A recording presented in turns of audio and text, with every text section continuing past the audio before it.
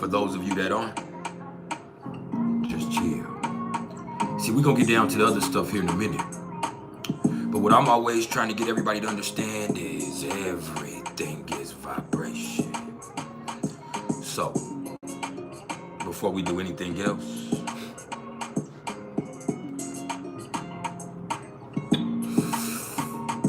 just vibe.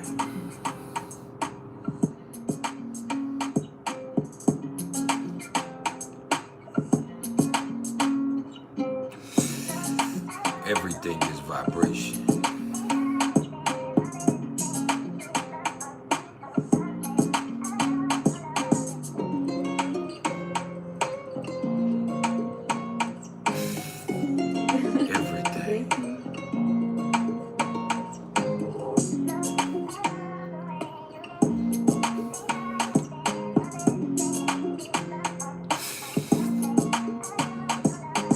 Take just a few minutes to let a few more people trickle in, and then we're gonna get down to the nitty-gritty. And today this is a whole different affair. This is our first client-sponsored SuPeR Saturday Synastry Symposium. So we're gonna, of course, let that vibe seep in, and then after that, we're gonna get down to it. And that means we're gonna start by thanking our sponsors, who also happen to have donated their charts here for this today. And then afterwards, we're gonna look at each one of our people here individually. We're gonna see what each person brings to the table with their own natal chart. So we'll go over each one of their natal placements. We're not gonna elaborate on all of them, but after we introduce each person and tell a little bit about each one, then after that, I'm gonna get into what each one brings specifically to a relationship that sticks out to me. And when we get done there, then we're gonna talk about the house placement or the planetary indicators here. You know, whose planet is in whose house and all of that. And then after we spend, 15 to 30 minutes talking about that, then we're gonna get into the actual synastry. And you're in for a treat. We're gonna be here for a while today. I have typed up somewhere around 25 pages on these people's synastry. And so we're gonna really get into my creative process. We're gonna really get into their energetic connection. And hopefully we're all gonna really learn something. All right. And if not, the vibe is gonna be priceless regardless. So until then, just let that vibe seep in. We're not gonna do a whole bunch of pontificate. We're not gonna touch on the transits. Oh no.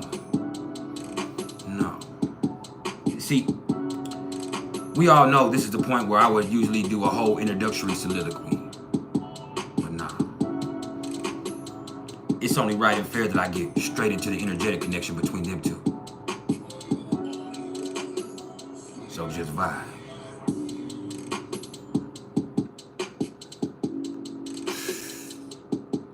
And if you haven't smiled yet today, now will be the perfect time to do so. Because at the end of the day, all I am is the smile on your face. All I am is the motherfucking vibe. And when I do get started with the actual reading, I do ask that y'all keep y'all's comments to yourselves. And that doesn't mean y'all can't talk amongst each other in the chat. It just means I'm not going to be paying attention to that. I'm going to be into this energy. And then when I get finished, then I'm going to open the floor up for a forum on synastry. All right? And any of you that have got a synastry reading from me, you already know this process, because all I'm doing here is basically bringing to y'all an elongated form of my synastry reading. This is what you would get if you would get an interactive synastry reading, which is cool because this couple that I'm featuring here today, our sponsored couple, they actually have got a synastry reading as a date night before from me. And so if ever you're feeling like doing something like that, that is also one of the services that I really recommend. Now, to get a few of the business aspects out of the way, I have officially implemented channel memberships here. So you can officially choose to become a member of the Vibe Tribe Tribal Council. And what that would mean is you would pay $4.99 a month, but you would get 15% off on all of my services, on any reading that you get from me. And the instructions on how to get that once you become a member will become available to you once you become a member. You will see how to do so. That's the key. You will get the opportunity to be featured in our monthly member showcase. So once a month, I'm gonna go live with one of our members, and we're gonna have a whole interview and a whole showcase of, you know, who this member is, and that can open up possibilities for all kinds of stuff. It depends on what you're here for. All right. We're gonna have special targeted live sessions where we're gonna tackle specific topics. We are also gonna have one live session a week for members only, which will be like a tribal council meeting. Not only will we be discussing astrology stuff, but we will also be given that opportunity during that time to discuss future topics, to you know, brainstorm, to for us together to come up with things for us to help this movement go further. I mean, there's several perks there. There's several perks there. And all you have to do is click on the membership tab here. There will also be a members only or a council only live chat going on during live sessions that are, you know, not just for members only. And so there's a lot of stuff going on with that, man. How exclusive do you want to get?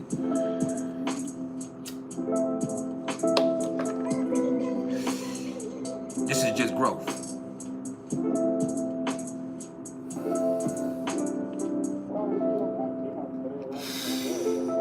Everything is vibration. I need everybody to hit the like button as you come in my front door.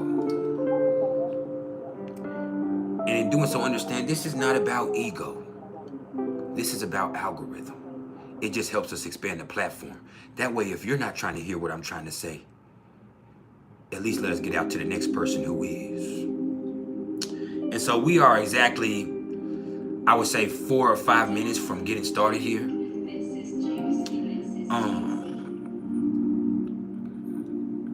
Once again, you're tuned in to our first client sponsor, SuPeR Saturday, Libra South Node Synastry Symposium. So today, we will be looking at the real life synastry connection between Tiara, an anesthetic practitioner, a divination practitioner, one of the coldest you'll ever encounter, a Leo sun, Pisces moon, Virgo rising, 29 degree Virgo rising to be exact. And that's important in itself. And Derek, Dr. Derek to be exact. And the doc, he has superior swag. He's a Leo sun, Gemini moon with Sagittarius rising.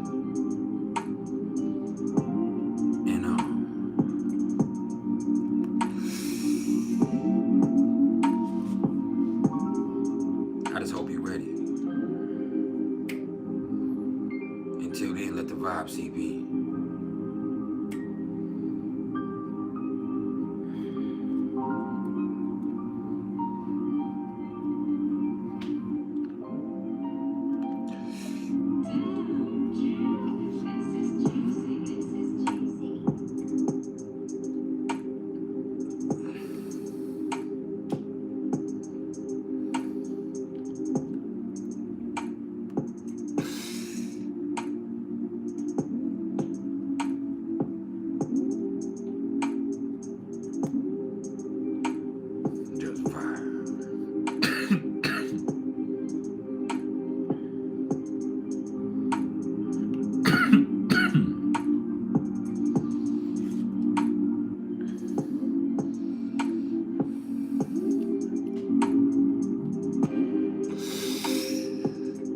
about that time for you to open up your ear and let me crawl into your mind.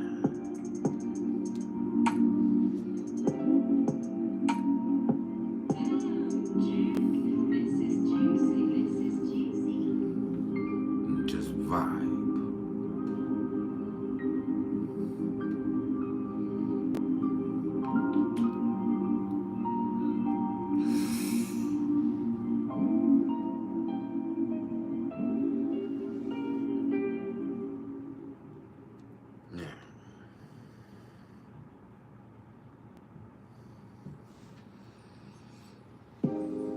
Now would be the time to put some flame to that motherfucker if you mess around.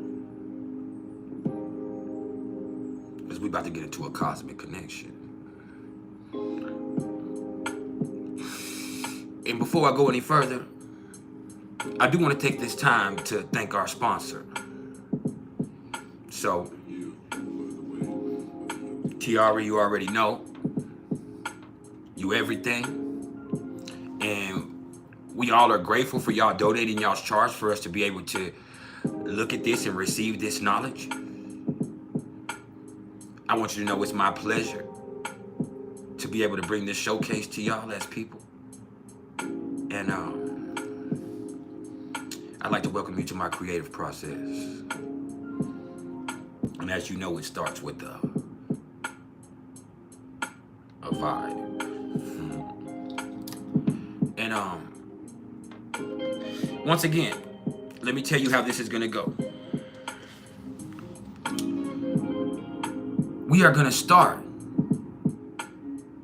by introducing each one of our candidates in this reading.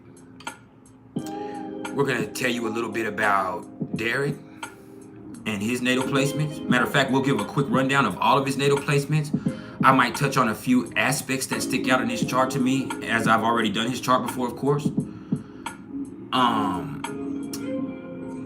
And then we'll bring a little bit information about Tiara. We'll run through her placements. And then we'll, of course, speak on a few aspects that stick out in her chart. And then, after we get through with the basics, we're going to look at each one of these individuals, starting with Derek, and we'll look at what he brings to the table in a relationship individually, no matter who he's with. So that means we'll probably look at his Venus, and we'll look at certain aspects that stick out to me, and we might even address his North Node since it's in the 7th house. And then after that, we'll do the same thing with Tiara. We'll look at the specific placements and aspects that are relevant to relationship astrology for the most part. And then after that, I'm gonna do a quick 15 to 30 minute rundown of the planetary indications between them. So we'll discuss, you know, which of Tiara's planets are in the doctor's house, and then we'll look at which one of Derek's placements are in Tiara's houses, and we might touch on what a few of those could mean. And then after that, we're gonna get into the real synastry aspects, and that's gonna take a while in itself. We're gonna be here for a whole minute. And like I said, I asked everybody to keep the chat amongst y'all until I get finished, which means y'all can do what you want to do. I'm just not paying attention to that. As a matter of fact, I won't even be able to see most of the chat. If I happen to catch something, it's because it just happened to catch my eye. But for the most part, I'm going to be focused on trying to tune into this energy and bring y'all this information. And like I said, I have 25 to 30 pages of notes that I've put together here. So, hey, we're going to be here for a while going through this. And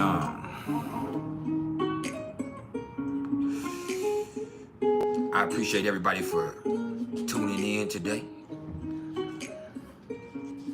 I love you. And so, without further ado, let's get into the Super Saturday Libra South Node Synastry Symposium. So, starting with the doctor. This guy here, man, he comes from New England. I believe Massachusetts to be exact. So, he's Caucasian. He's a 40-year-old surgeon. He has his son at 10 degrees of Leo in his 8th house. So let me tell you something. That's a quiet confidence. That's what that is. That's cool, calm, collected. When he's in his mode of operation, he's unfuckwittable. See, some people might even take it as arrogance. But that's not what it is. He just knows who he is inside, deep down. He has a certain pride because of what he's been through.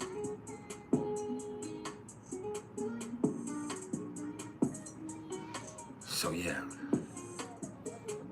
that's a quiet confidence. Now, his moon is at 3 degrees of Gemini in his 6th house. So, not only is he intelligent and clever, but he's also incredibly sharp. He's focused on health. He's focused on education. He might even be all over the place emotionally in certain instances. He goes to a wide spectrum of emotions. But if we're being honest, he thinks about his feelings more than he actually feels his feelings. And that creates a certain nervous tension sometimes. So he can, even in his cool, calm collectiveness, have a certain frenetic energy that people like myself could pick up on. Now, his moon happens to be opposite to both Jupiter and Uranus in his chart. And so, for him, knowledge is everything. For him, he does have sometimes a problem with overindulgence in certain instances. He's a cool cat. He has a lot of friends, but he's also unpredictable.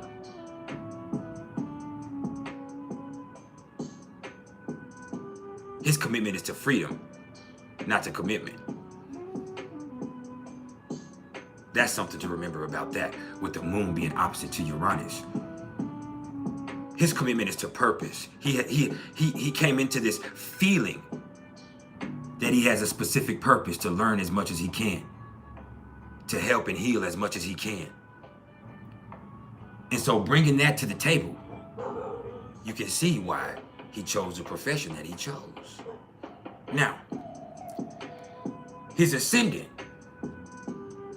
is at, I think, 4 degrees of Sagittarius.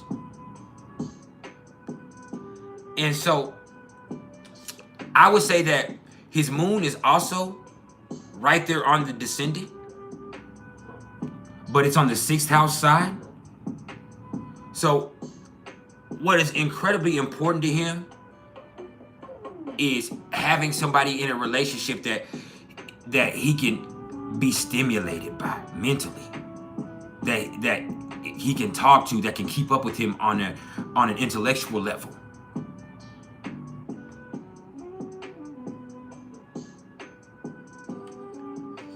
He might even be looking for somebody he can learn from when it comes to his relationships. Now, with his ascendant at 4 degrees of Sagittarius, this is a positive dude. And once again, this lets me know that he's here to learn as much as he can learn. He can be both inspiring and inspirational in certain instances too, even if he's a quiet dude.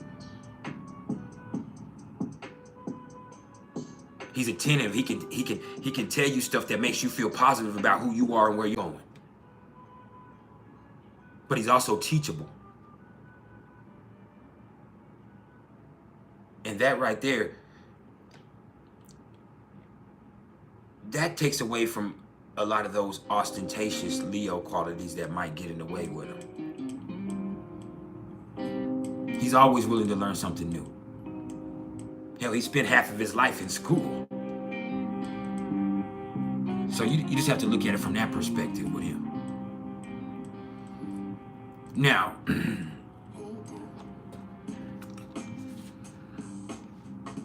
looking at his ascendant being in Sagittarius, that means his Jupiter becomes even more prominent. But it just so happens that his Jupiter is also in Sagittarius, conjunct to his ascendant, but it's in the 12th house side. So that's one of the most blessed and lucky placements that you could have Jupiter there. That's Jupiter at home both ways. That's optimism, inherent optimism. It's confidence. It's good luck. It's good luck. Now,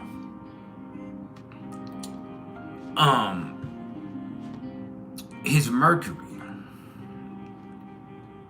Mercury now is at 3 degrees of Virgo in the 9th house. So, hey, let me tell you about his intelligence. See, the 9th house is not only foreign affairs and all of that, it's the big picture. When you want to look at that from a mental standpoint, it's the big picture. But Virgo is also going to make him attentive to the details. So he will never miss the forest for the trees. He can see it all. Now, Mercury does kind of come into detriment when it's in the 9th house, but it being in Virgo takes away from that. As a matter of fact, it makes it more powerful in a certain instance. It makes him even more intelligent.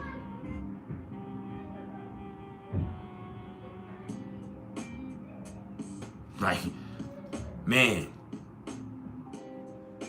And his willingness to learn, coupled with that intelligence, really sticks out there. But his Mercury is square to both his ascendant and Uranus there.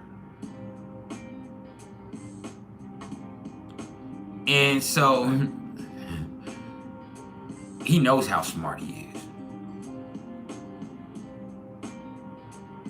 He's highly intelligent, but he can also be highly critical sometimes. If you can't keep up, sometimes that can make a breakdown in that communication. Or in other words, it can make it seem like he's being arrogant towards you. But he is very smart. He does learn very quickly. It's just sometimes he can have a hard time getting along with some people. And when I say some people, I mean dumb people. Now, let me also say that his Venus is at 9 degrees of Virgo in the 9th house. And we're going to look at that here in a minute when we talk about what he brings to relationships specifically. We'll look at his Venus in depth in a second. And his Mars, that's at 23 degrees of Cancer in the 8th house. So, when you want to look at that from a sexual standpoint, he's very attentive. He's very intuitive.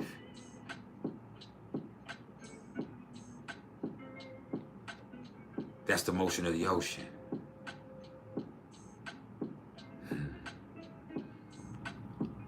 He could take you into deep water.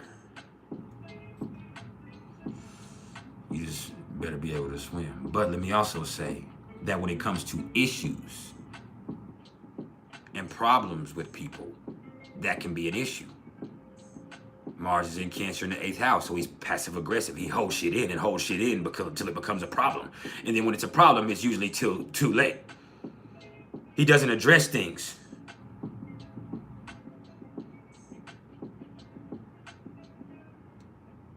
And then once it becomes a problem, it's already too late. So he does a little passive aggressive bullshit to get at you, make you feel some type of way,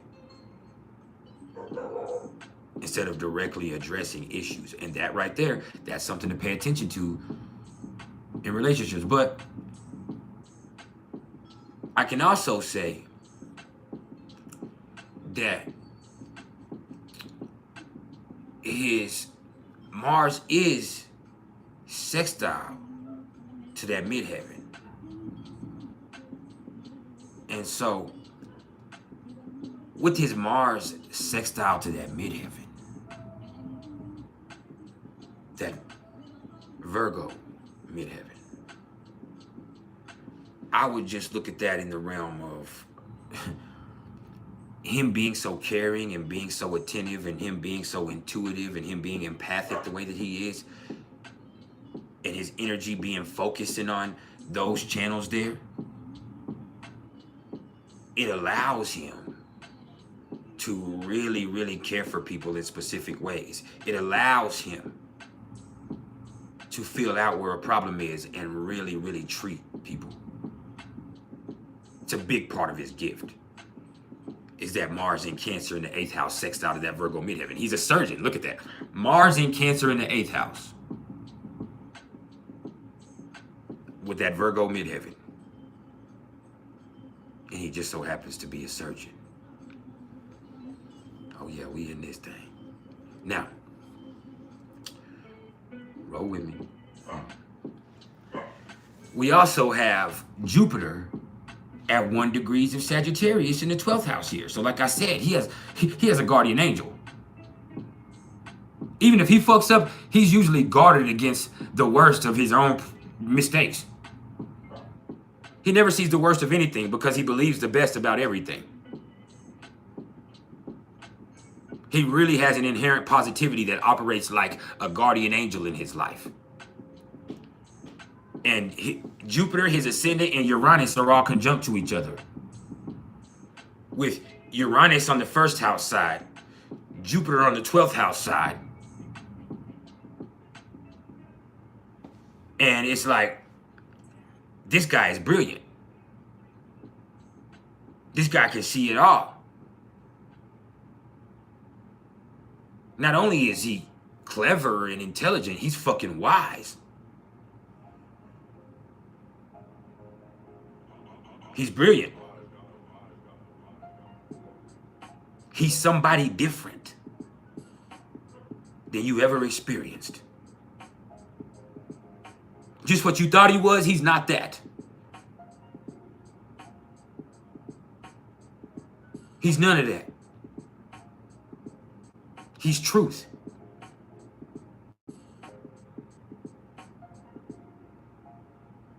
He's the bold, brilliant, eccentric truth. He's swag personified.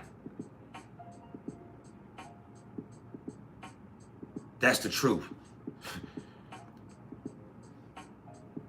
Jupiter, his ascendant, Uranus, all conjunct in Sagittarius. Oh.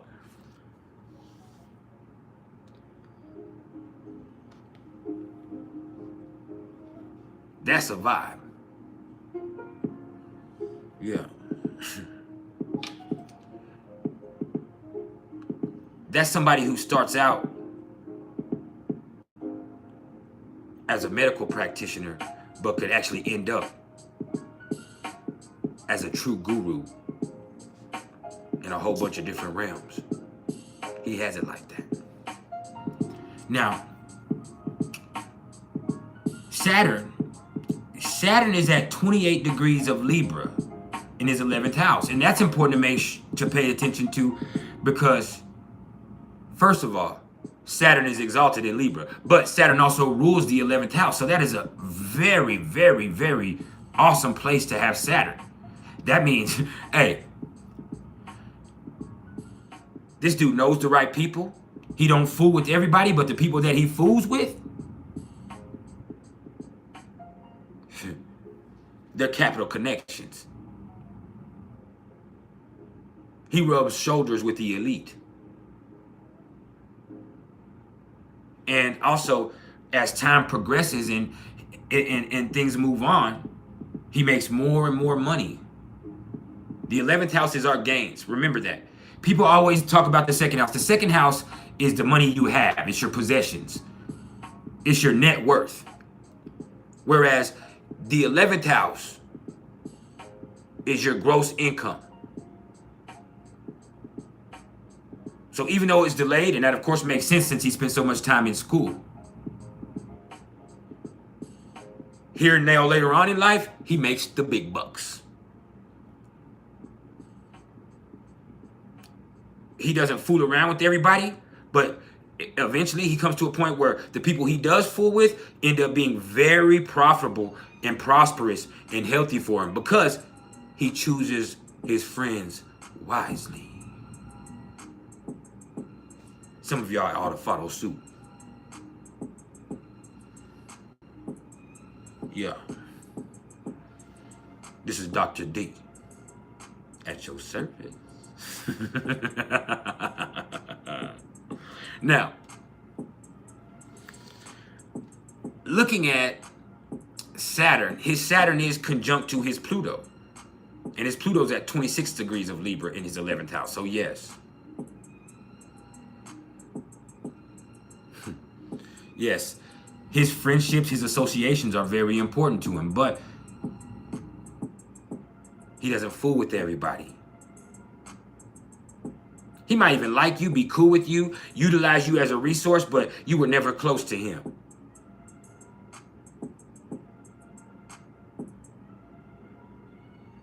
You have to contribute something to beautifying his experience. That's Libra there. You have to bring balance to him in some way, form, or fashion.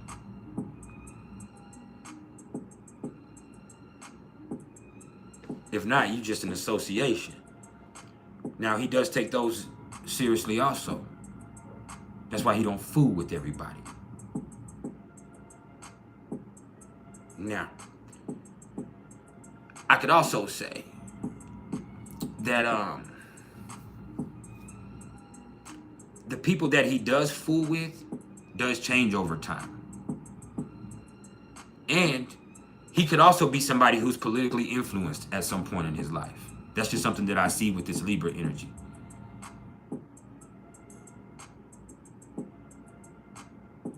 And all of his friends feel like they have a personal relationship with him, with Libra being there in his 11th house. And even with Saturn and Pluto being there, it takes time to develop that. But that's why, over time and through the changes and transformations, the friends that he does have,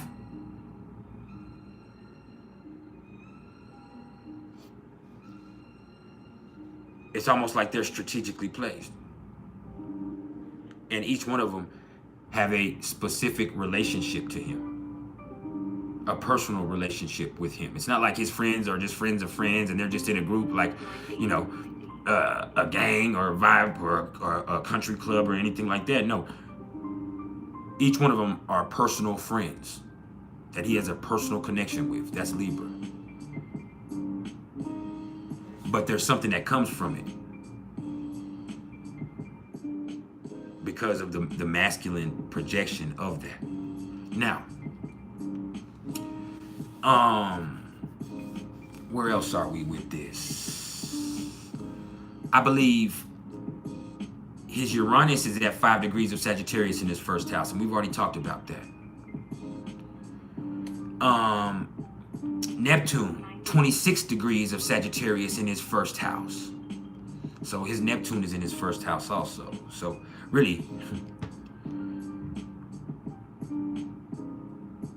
sometimes, even though the truth still remains, people see whatever they want to see in him. And sometimes he corrects people, sometimes he doesn't. But there's a lot of times where people can see whatever they want to see in him.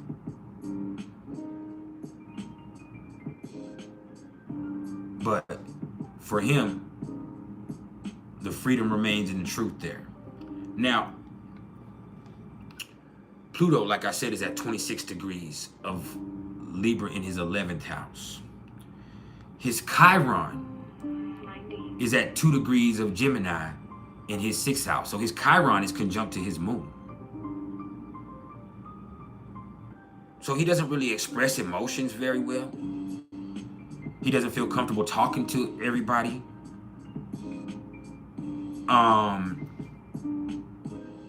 The first thing people are going to say with Chiron and Gemini is that there's a wound to his intelligence. But I have Chiron and Gemini. I've never had a wound to my intelligence.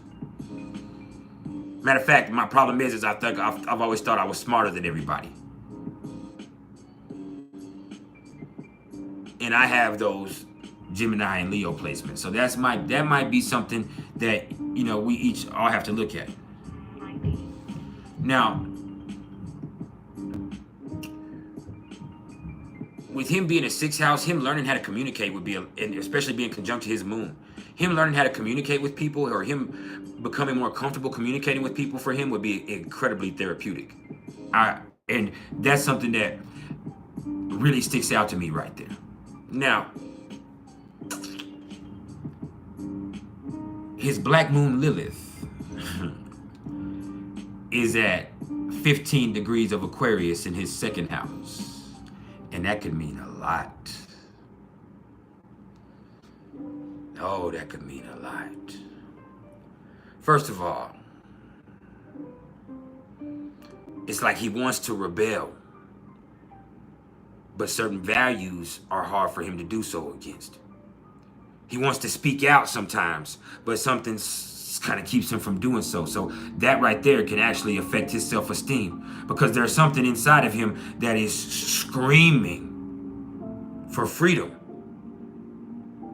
But because of the way he was brought up, because of the people he fools with, he could never, allow himself to really become unglued, to really show how different he is. But yeah, there's a latent rebel inside of him who's made freedom a religion. And, that's why he won't commit to anything. He has a real hard time with commitment. And it's because freedom is everything to him. He values that. But that also is a problem for him, because he needs to find freedom inside his soul. When he finds freedom inside his soul, then his relationships will become a lot more stable. But who am I but an astrologer? Oh yeah. Y'all tuned in to some trio shit today. Now, that brings us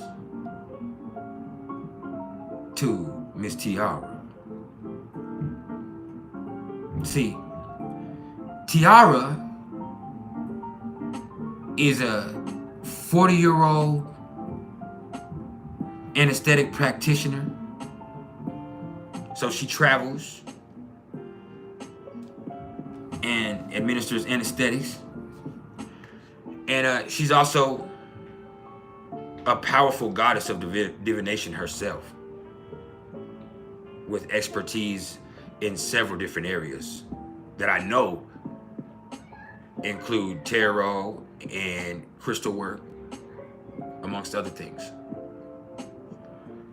And she's African American. And she's from Florida. Matter of fact, Duval, Florida to be exact. So there right there is a difference in culture right off the rip. The doctor is a 40-year-old white male from New England.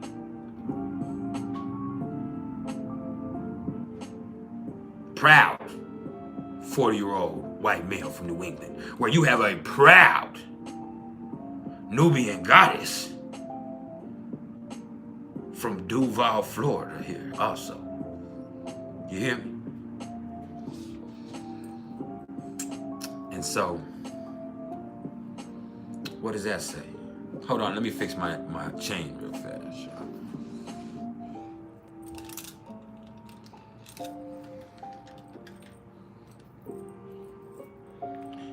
I had my chain turned around the wrong way. But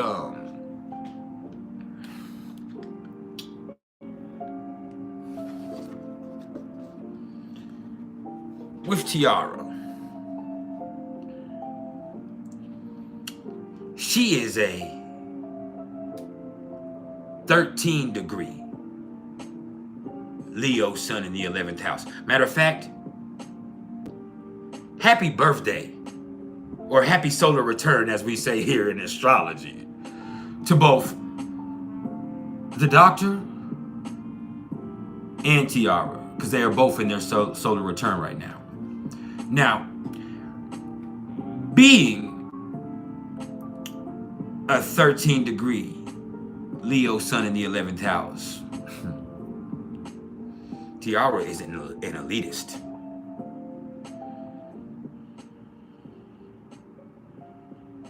She's an elitist. She's cool people. She's very proud, but she's also very proud of her friends. She's proud of her associations. She's proud of the connections that she's made. She's also brilliant. Brilliant in making connections with the right people. She's brilliant in making people feel good about themselves from being associated with her. Being associated with her should be confidence building for you. And it is. Take it from somebody who's known and dealt with her for a while now. She's somebody who's taught me so much about valuing myself more. And so I will always be eternally grateful for that myself. But I would also say that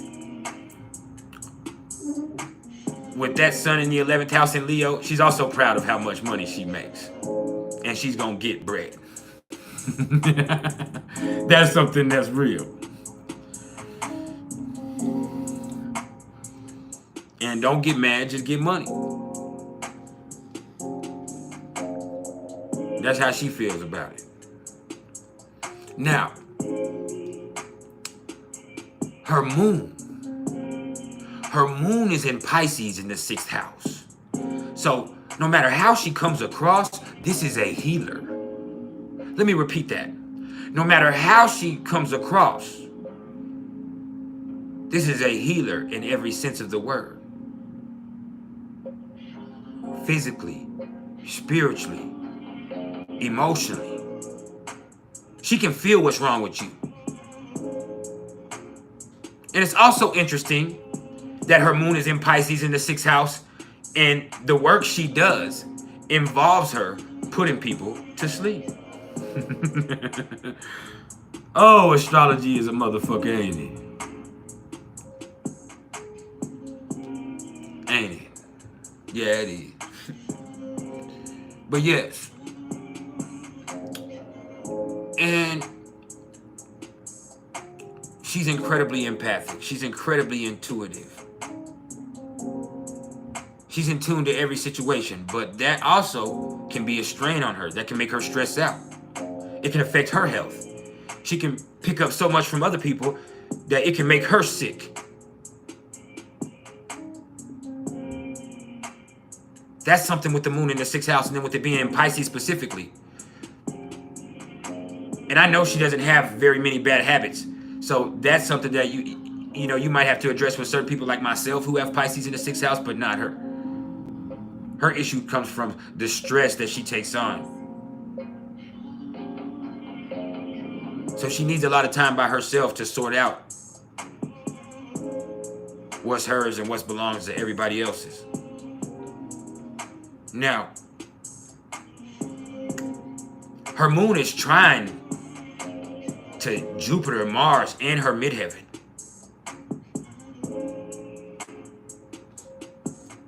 While it's square to Uranus. So, looking at the moon being trine to her Jupiter and Mars that are conjunct to each other in her 2nd house in Scorpio. Let's look at that like that. Her moon is in Pisces in the 6th house. It's trine to Jupiter and Mars in her 6th house in Scorpio. So let's look at that fundamentally. Well, she works in anesthetics or anesthesiology.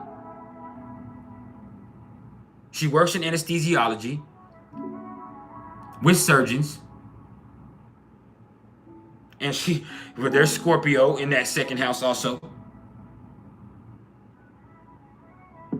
And also, she can feel people's pain. She can feel where people hurt. She can feel what's going on with people. And in the spiritual sense, she can then use her talents in divination or her gifts in divination to heal people in that way.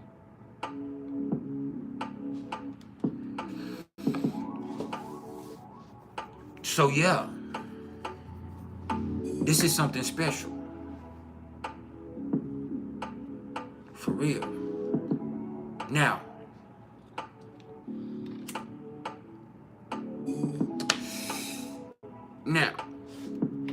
just smile. With her moon square to Uranus, she's a hard person to get along with.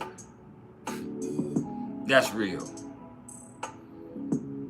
She's very intelligent. She's highly intuitive.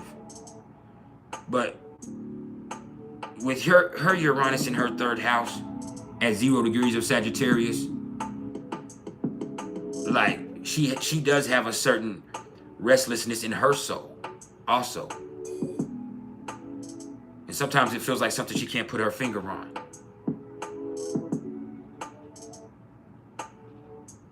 And she just picks up so much from her environment with Uranus in that third house in Sagittarius. She picks up from a wide spectrum of influences. And that affects her in a multitude of ways. And so sometimes she gets stressed, or sometimes she gets annoyed, or sometimes it seems like she's nervous, and it kind of makes her hard to get along with. But really, it's just because she's taken on so much. It's because so much is coming in from the environment.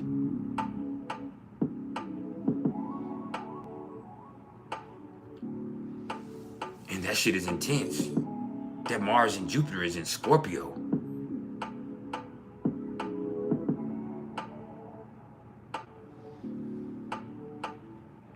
Sometimes other people's obsessions, other people's desires.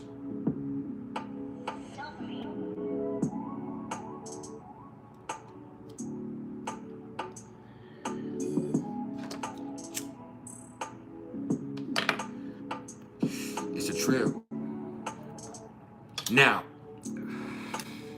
her ascendant is at 29 degrees of Virgo.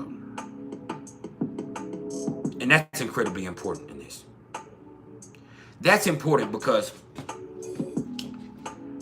that means, although she is a Virgo ascendant, in that Placidus system, her whole first house is Libra.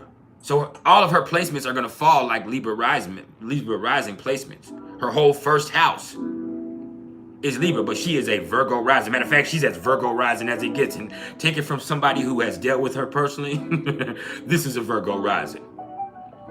So once again, this is a healer.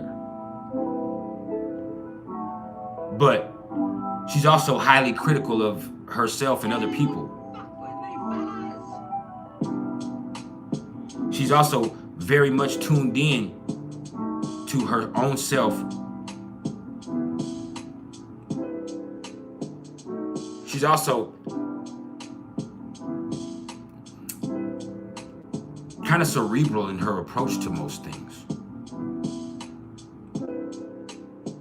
Well organized. Tries to be calculated.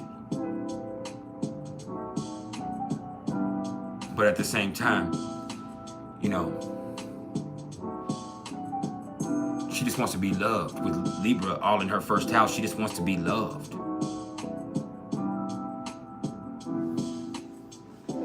Now,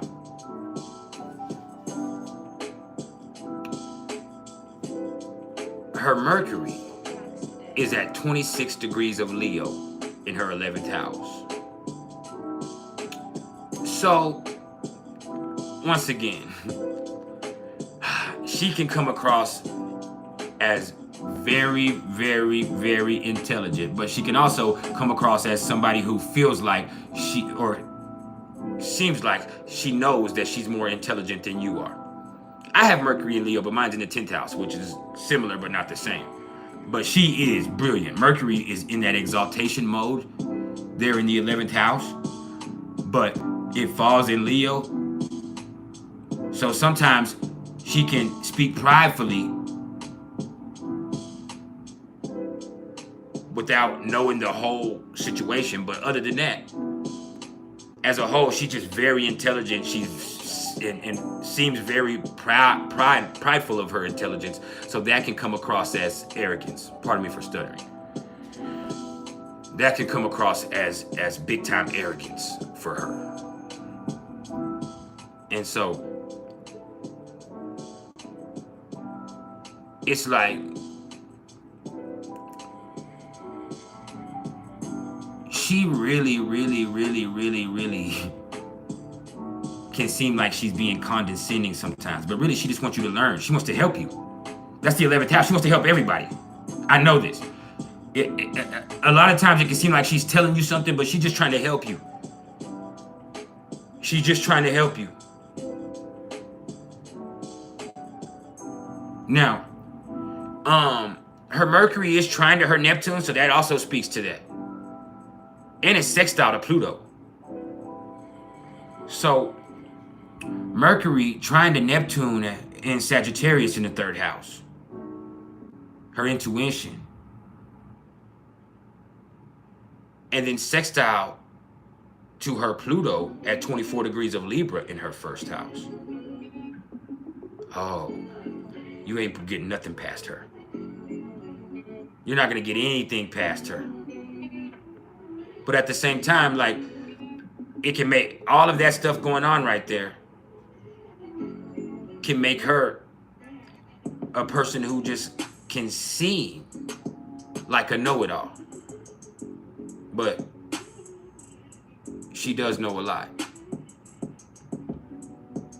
She does know a lot. So don't ever get that fucked up or disrespect that. Yeah. Now,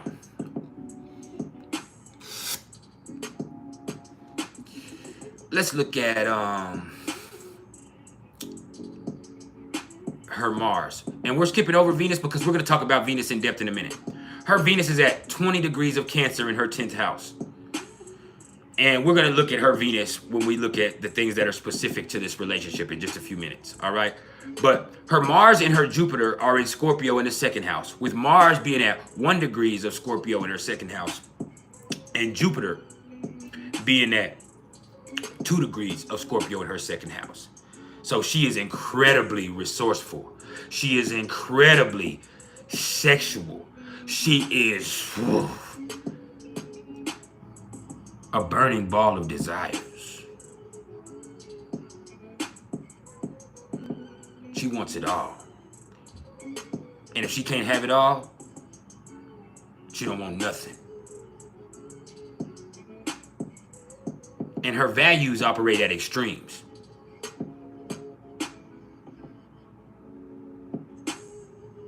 And let me also say, if you cross her, you just might be playing with your life for real. She holds grudges. She pulls no punches. She plays no games. And she's very comfortable with that side of life that most people are deathly afraid of. You know, that stuff that people try to ignore, or people, you know, death and sex and all of that type of shit. No, she's very comfortable with that. More comfortable than most people are. She's very comfortable with the occult.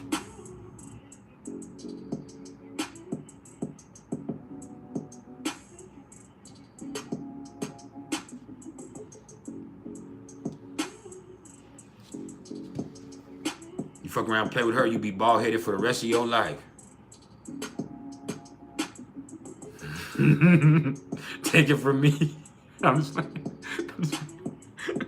but nah, for real. She is a powerful force to be reckoned with. She has volcanic desires. She wants it all. And she will stop at nothing for anything that she holds valuable.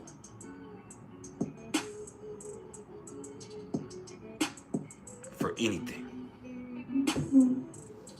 Now, her Mars is also trine to her midheaven. Now, her midheaven is at 29 degrees of Gemini, but that means there's still going to be that trine coming from her moon and Mars and Jupiter because it's so close to that Cancer energy right there in those early degrees.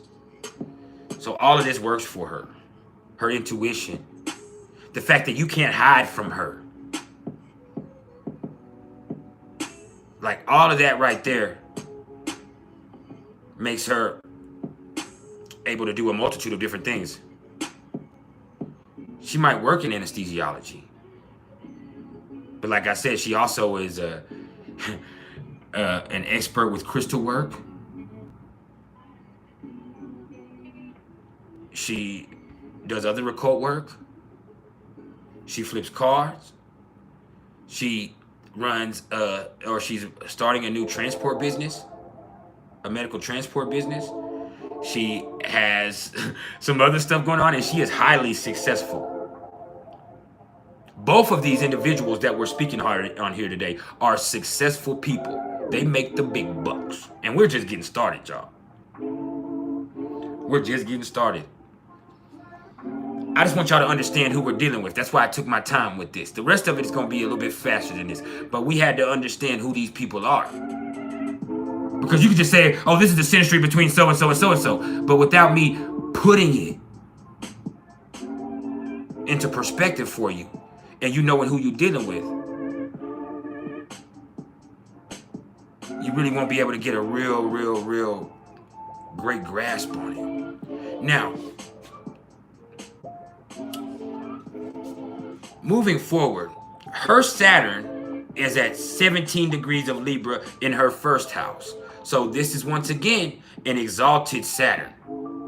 So she don't fool with everybody. And she chooses the people that she fools with wisely. And it also means as far as, you know, her and having Saturn in the first house, she experiences life as a serious affair. She don't play around. She's a responsible person. And even in relationships, she's attracted to people who are responsible and people who take care of their business. It's not always about money. It's just the fact that are you able to handle yours? Because she's gonna handle hers. But having a bag would be nice. Because she can handle hers. Can you handle yours, motherfucker? That's what you gotta ask yourself when dealing with her. Now, her Uranus is at 0 degrees of Sagittarius in her third house. So she is brilliant. She's intuitive.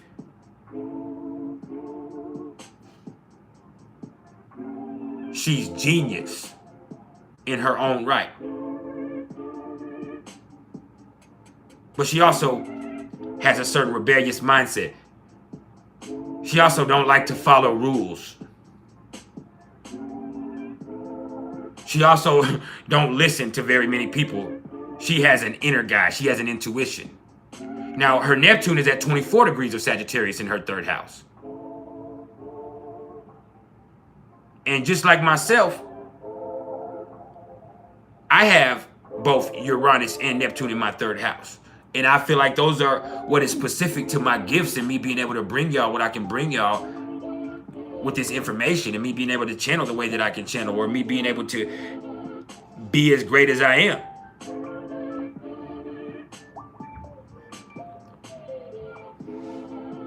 And so that's a big part of that.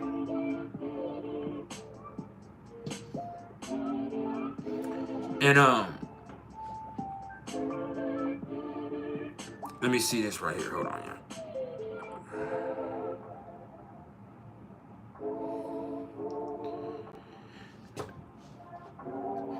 Before I go any further, Heather Nielsen, will you please take care of Mr. Robledo or whoever this guy is and block him from any further communication here? We'll holler at you, Mr. Robledo. We love you. God bless you. Have a nice life. Keep that negativity to yourself. We are spiritual people. We don't care about your religious perspective. And we are in the middle of a symposium that has nothing to do with that. So, we'll holler at you, bro. Thank you, Heather.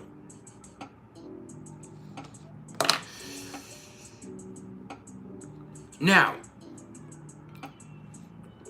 back to regular schedule program. Matter of fact, while I'm in this, I do, before I go any further, let me go, let my children know that their mother is on their way to get them, because they have to be ready for their mom to get them. So I'll be right back, and then we'll continue. 1 second, I'm sorry.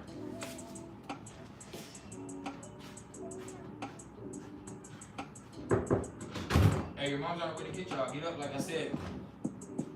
Your mom's on her way to get you. Get some clothes on. Your mom's on her way to get you. Get up, get some clothes on.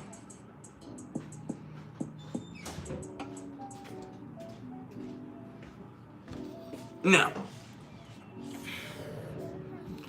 back to this.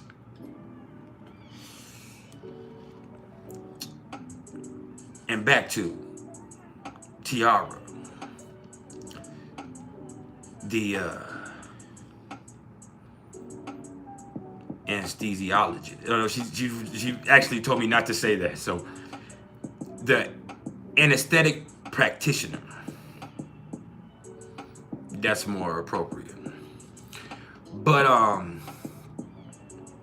yeah. Her Pluto is at 24 degrees of Libra in her first house. So she has, once again, she has Pluto in her first house here. So she is a magnetic and adventurous explorer. Even in Libra, she's intense. She's always evolving. She's always changing. She's powerful. She's sexy.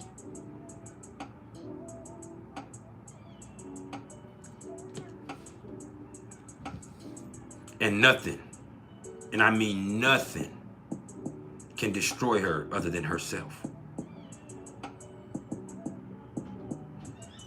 And even then, she just comes back greater from that. She just rises from the ashes,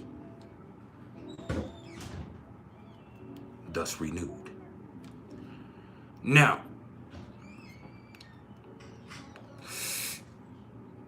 her Lilith is at 15 degrees. No, not at 15 degrees. I got it wrong. At 13 degrees of... No, I got it all wrong. I'm looking at his again. Her Black Moon Lilith is at 5 degrees of Capricorn in her 4th house. And that's important. Because once again, she was raised a certain type of way. She comes from the gutter. She really didn't have a lot of nurturing growing up.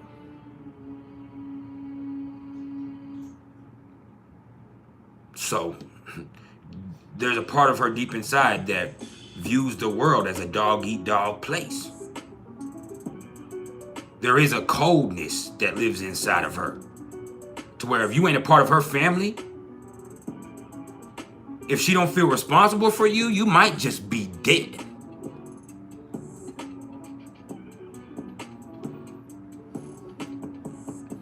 Like, she does have a certain coldness to her. She loves passionately. She's very responsible, but there is a certain coldness. She didn't receive a whole bunch of nurturing. She's not gonna hold your motherfucking hand.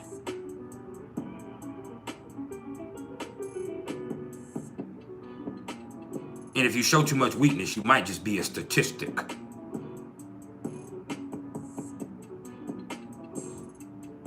Don't be a statistic.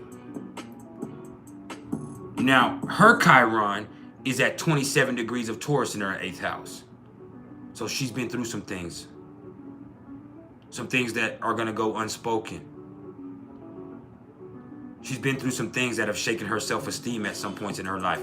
So she's looked at times to money to be her value, because she had hard times valuing herself because she was objectified from objectified from a very young age.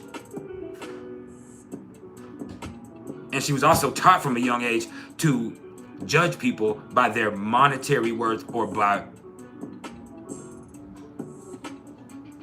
their usefulness. Are you worth it? Are you useful? What are you bringing to the table? If you ain't doing that.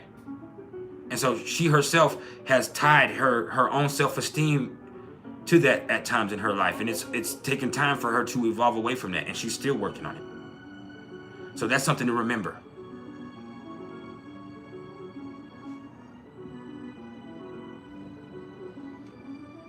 Because money saved her in a lot of her situations. If she wasn't able to get money, she wouldn't be able to be as successful or to feel as powerful as she feels sometimes, because there was times in life where she felt powerless. But once she got money, she could make the choices. Once she got money, she didn't have to be around that bullshit that she was raised around. Once she got money, she had the power to make the changes. And so there's a lot of stuff going on with money and material stuff there, but it also revolves around self-worth. It also revolves around self-worth.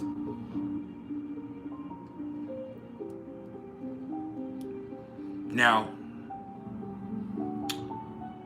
here's what's interesting about both of them that I left out a second ago.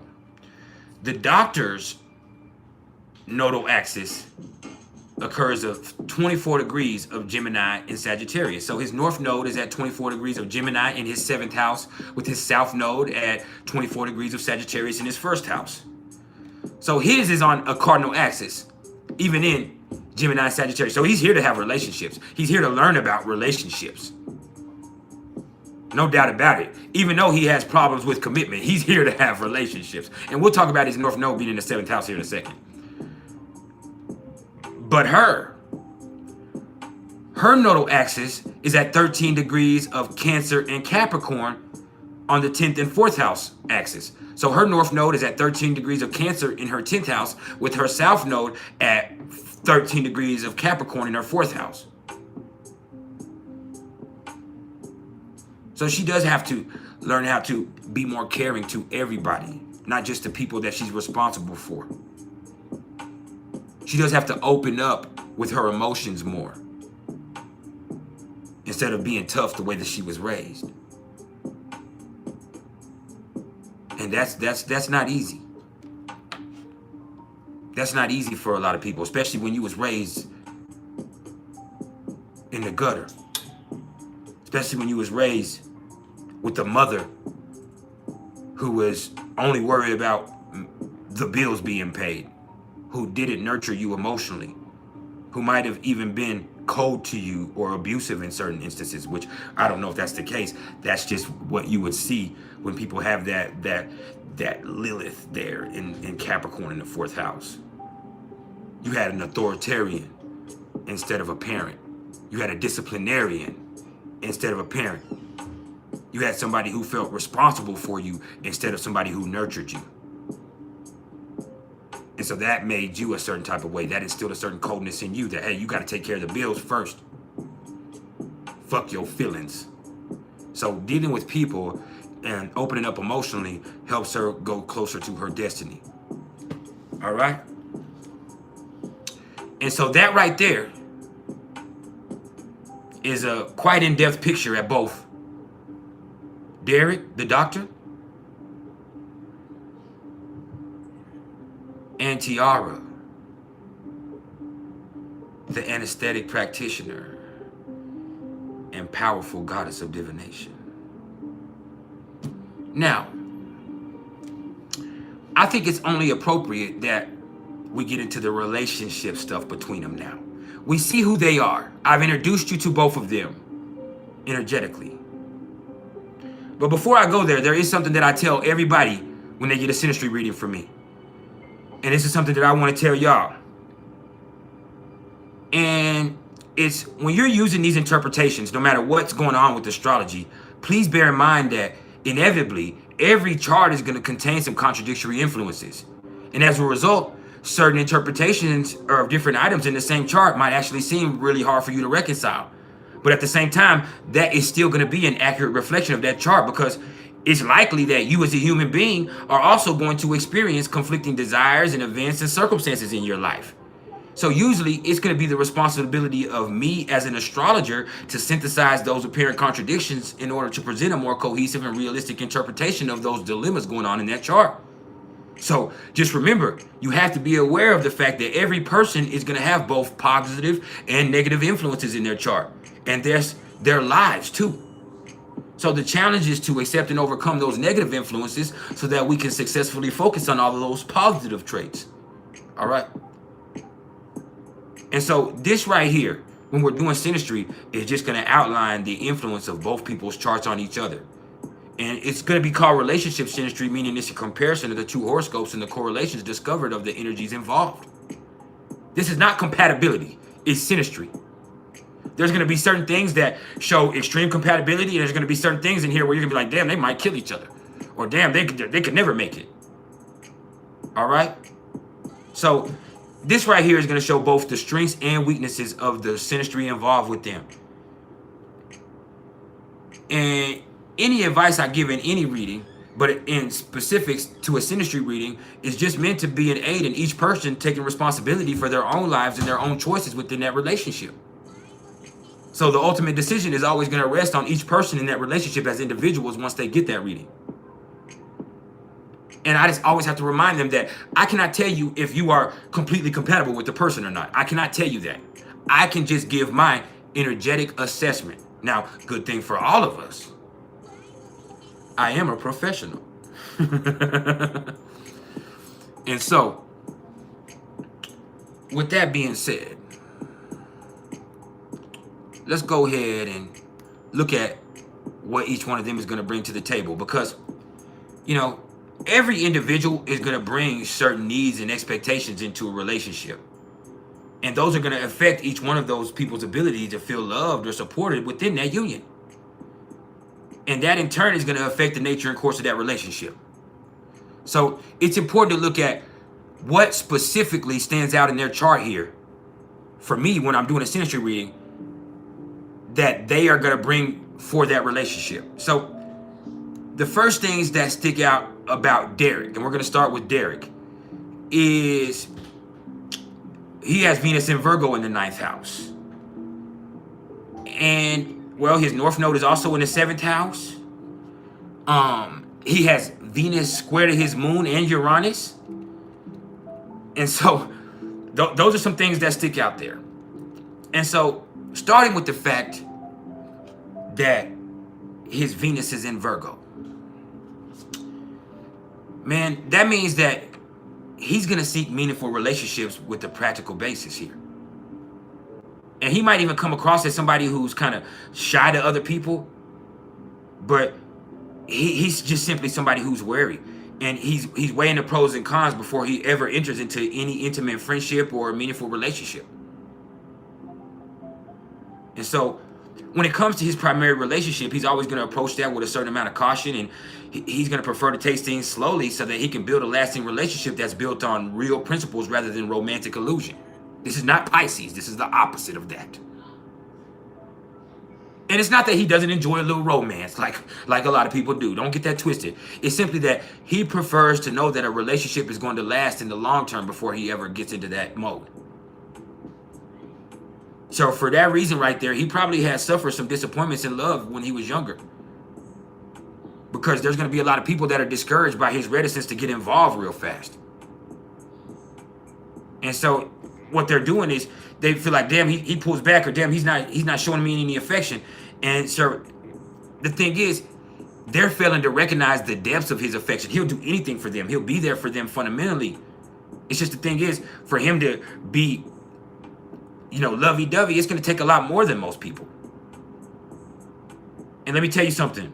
Hygiene, it's crazy that he's a doctor, but hygiene is everything for him with his Venus in Virgo here. He really admires neatness and punctuality too. He wants you to be on time and show him that hey, you about him.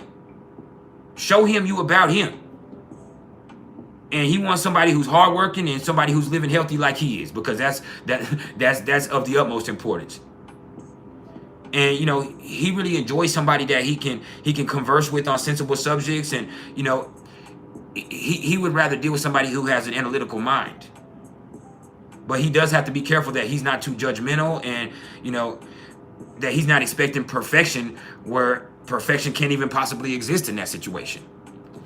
And then, you know, with this being in the 9th house, that means also that his relationships in their own way are going to be a source of spiritual and philosophical inspiration for him. And it's just very important that his primary relationship be with a person who can meet him on that same intellectual level, or be a willing student of his too. That's somebody who's willing to learn from him. And really for him, intellectual stuff is never going to be a problem or a strain. It's really a source of great pleasure for him. He loves to learn, like for real.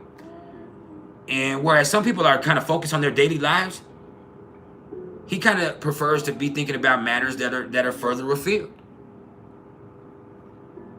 And you know, he really enjoys activities that really expand his horizons and really, you know, help him learn about different things. And he's really trying to escape from the mundane bullshit. And so he enjoys traveling, and yeah, that night, and you know, meeting people and experiencing different stuff and different cultures. And that doesn't have to be all over the world. It could just be in different parts of the country. Just you know, he likes to move around. He's a cultured person, and spirituality or religion is going to hold an intellectual interest for him. That's going to be something that's big for him. And he's probably going to have a lot of fun when he's traveling, especially if he is happening to leave the country or go somewhere abroad somewhere. And he's a cool people, really. He might be critical of certain people, but he's a nice guy in a fundamental sense. And he probably, yeah, like I said, he's going to spend a lot of time traveling, man. A lot of time moving around, man. And he's probably going to marry somebody who comes from a different place, or at least a different culture from him. He is very much attracted to people that are not from where he's from, or from people from different cultures, or people who look different from him even. He has an exotic taste, and that he's very picky about that. And this would also mean, I would say, with Venus and Virgo in the 11th house, in the 9th house, pardon me, that he probably might really eventually be involved with the person, or end up marrying a person that, you know, is spiritual, or scientific, or literary, or just somebody who has certain artistic inclinations, beyond just them being somebody who's different from him in the way that they look or where they come from. And it's really just because those inclinations right there are going to reflect his own interests. And he just, like I said, he loves to learn, man. And he's really looking for a connection with somebody who is as intellectually stimulating as anything else. And he's probably going to be blessed. Like anything in the 9th house, Venus in the 9th house, that's, you know, that Jupiter influence really does bless, and it does give a certain amount of luck in a situation. So I would really look at that from that standpoint too. Now, I also see that his Venus is square to both his moon and Uranus. So he's likely to experience some problems in his relationships, and particularly, you know, his relationships with women, because on the one hand, he kind of can tend to take his relationships for granted, and he doesn't spend a lot of time working on himself, or you know, trying to connect with people really, and he's not very affectionate. And you know, he can seem sometimes like he's just kind of formal with everybody. So it feels like he's not close to very many people. And there's going to be times where it's like, damn, I want to know more. I want to be close to you. I want to know more about you. I need a certain amount of affection, and that's a problem. Everything seems like it's formal. And he doesn't do a lot of work on himself. He thinks he's smart. He might even, in certain instances, think he's kind of perfect. He could easily think he's better than a lot of people. So that's something to look at in that way. Now, on a more positive note, though, I could also say that he does enjoy people's company, and he's gonna have to just learn how to open up a little bit more. But with Venus also being square to Uranus, man, he's restless. There's that commitment issues. Like, he is restless and he has issues with commitment, and that leads to disappointments and complications in relationships, period. And specifically when he was younger. He might be able to work on it as he gets older, but especially when he was younger. And, you know, it's also possible, if we're being honest, that motherfucking roving eye can lead to some scandals sometimes. He might be doing some, you know, some cheating. That's real. But he's willful. And he kind of can perceive his primary partnership as demanding too much time and effort. And he kind of sees it as an obstacle to his freedom or of his self-expression. And so it can make it seem like he's not willing to commit. And in a fundamental way, he's really just seeking spontaneity and intellectual stimulation in that relationship. And if it's not kind of constantly bringing that, he's going to get bored. And then that kind of starts a whole process of disenchantment. You know? See, if we're just being real, marriage or commitment is not a major part of his vocabulary.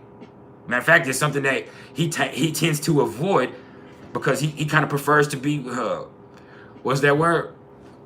Footloose and fancy free? Yeah. You know, and that doesn't say that he doesn't have many offers. Like, the dude is swagged up. Like, that's real. It's quite to the contrary. Dude is swagged up. And, you know, people always want what they can't have. Because his bright and magnetic personality is going to attract a whole bunch of different people. With that Jupiter-Uranus conjunction on his ascendant, oh, man. Man. You know, like, he attracts ladies like moths to a flame. He's a doctor. This is a fucking surgeon. Paging Dr. McDreamy and shit, right? You know, but I would say he has what some would call like a gypsy-like approach to relationships. And he also might like to add a little intrigue and secrecy in his relationships, you know. And he could also take part in a certain, you know, secret organization. He could have some sort of some little secret freaky shit going on. However, I could also say, if there are other influences in his chart, which there are, that could help him with commitment, over time he can develop, you know, commitment capabilities. He can become capable of committing. I don't want anybody to ever get that part twisted about him. He can commit. Like, that's for real. Now, he just needs to choose a partner who's going to give him plenty of freedom. That's the thing. He has to be with somebody who gives him plenty of freedom to move, and he doesn't feel forced or restricted in any aspect. He cannot deal with pushy people sometimes. So he's more suited for an unconventional relationship. You know, something that might be long distance, or something that's just, you know, different or unorthodox compared to most people's.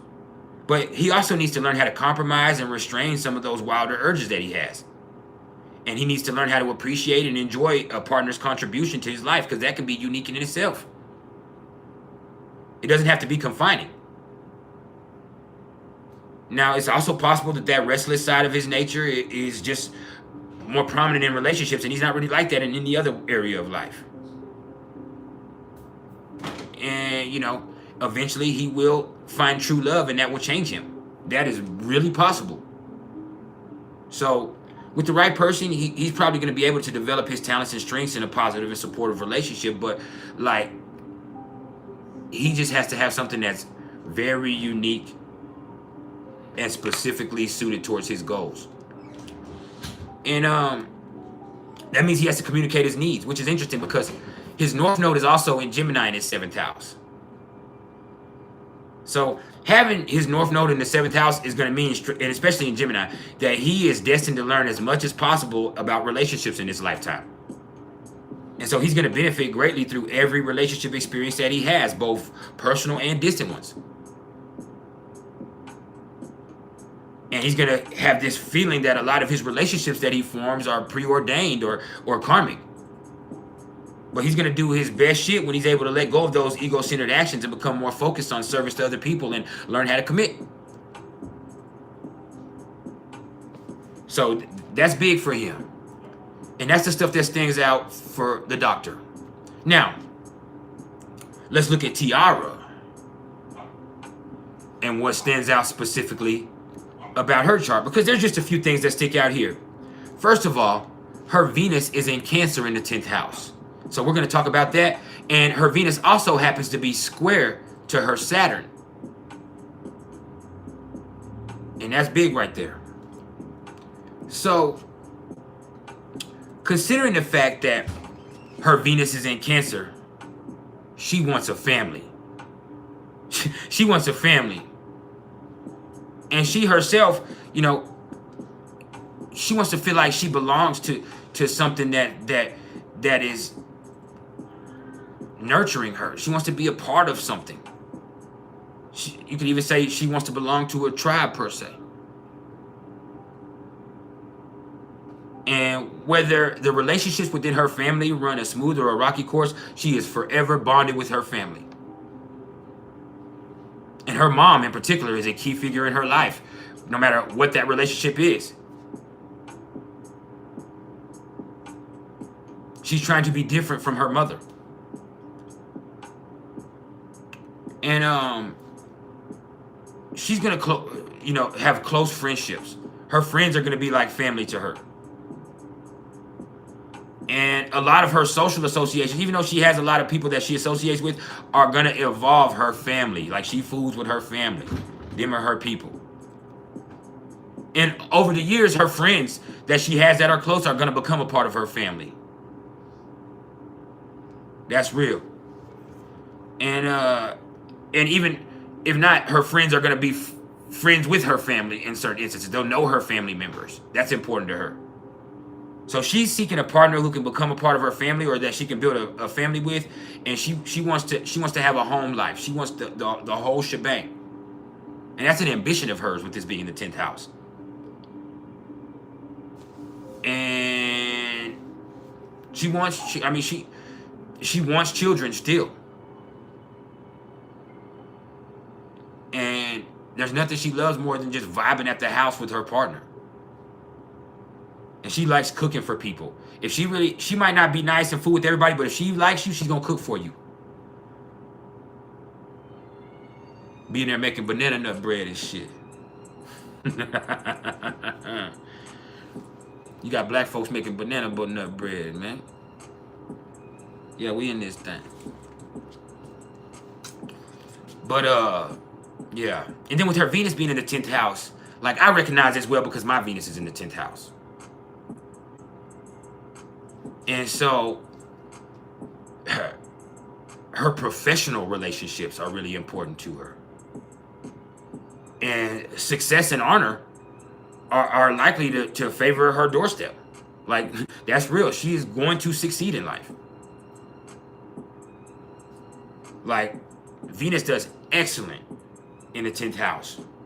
And maybe I'm just saying that because I have Venus in the 10th house, but this is one of my favorite parts of my own chart. Now, depending on other stuff going on in her chart, I would say that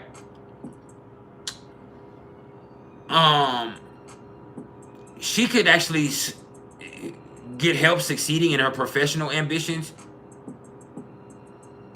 because of Venus being here, or she could attract a primary partner of high status at some point.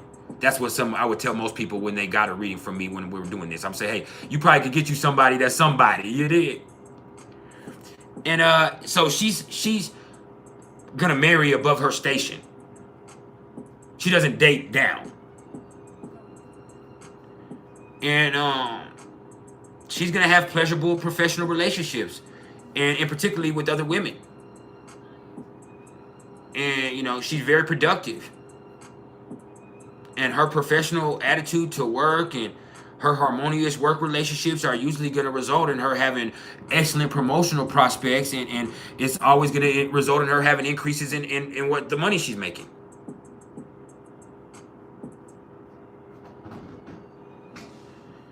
And with Venus in Cancer in the 10th house, like I said, she does work in a hospital, but there's a whole realm of ways that she could care for people that could really help.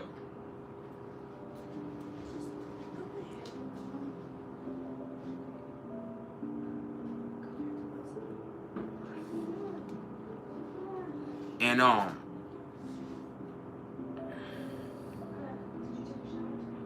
what else? I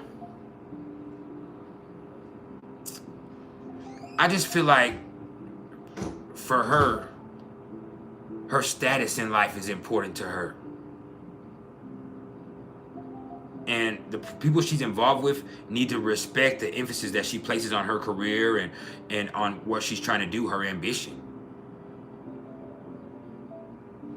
And this would also say in a lot of cases, she probably meets her partner, or at least her eventual life partner, through professional contacts or through work or through her career or something like that, which, you know, that makes perfect sense in this instance right here. And then the aspect that really sticks out here is her Venus being square to her Saturn. And so that right there, that means she does have a problem with intimacy. And she is seeking commitment and security in her primary relationship. So it is possible for her to eventually develop a rewarding long-term relationship. But it's going to be probably after a whole bunch of heartbreak and bullshit. All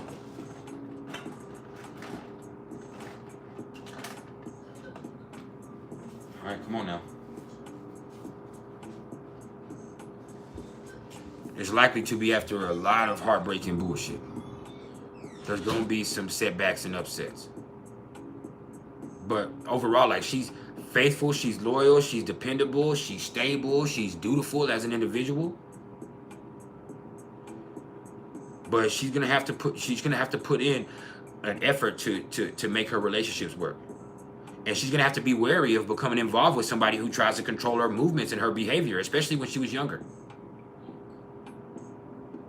Now, this could also mean that she's very shy when she is, and she's very inhibited in her personal relationships, and she might even at times have been fearful of standing up for herself because she needed to keep that association going. And it's also telling me that one of her parents were too strict. Probably her mom here. And that really eroded her confidence, and it really, impaired her ability to make her own way in the world, which she did eventually, but it just really just messed with her emotionally. So consequently, she has a hard time expressing herself, particularly in intimate relationships, and she can harbor certain feelings of being unattractive. But I could also say with this right here, with Venus square to Saturn, while her personal relationships might be a problem, this is going to give her an amazing ability to form good business partnerships. And that's probably because business partners don't require intimacy or emotional vulnerability. Now, this would also, in certain cases, mean that she could be attracted to somebody who's much older or more mature than she is, or that she used to be. And the good news is that once she can overcome her feelings of inadequacy, she really does have the ability to form some secure and long-lasting personal relationships based on firm foundations. And this tells me that, once again, she wants a traditional marriage relationship. So she wants a ceremony and vows, and she wants the whole shebang. Like, she wants the real thing. And that's something that's hard to find in this day and age. So that's looking at what she brings to the table. Now, what we're going to do real fast, and this is only going to take like 5 minutes, 10 minutes maybe. We're going to get through this part real fast, is look at the planetary indications of each one of them. So I'm just going to give a quick run through of what planets of Tiara's are in which of the doctor's houses, and which of the doctor's planets are in Tiara's houses. Just so y'all kind of have a grasp on that. And then I need to spray outside real fast. My lady said it smells like that ganja too much outside my door, so I don't want to get nobody in trouble. So let me do a little spray real fast. 10-second interlude. Make it 30 seconds.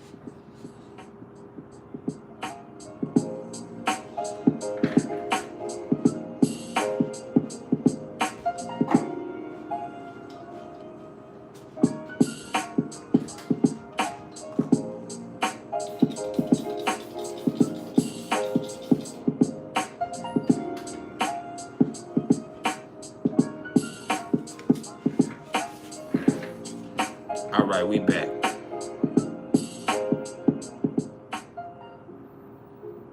So,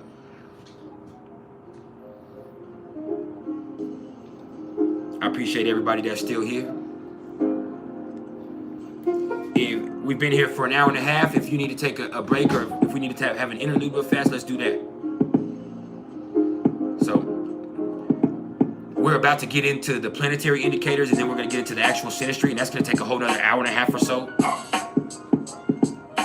So, roll something up. Let's get ready. I'm going to use the restroom. I'll be back in 1 minute.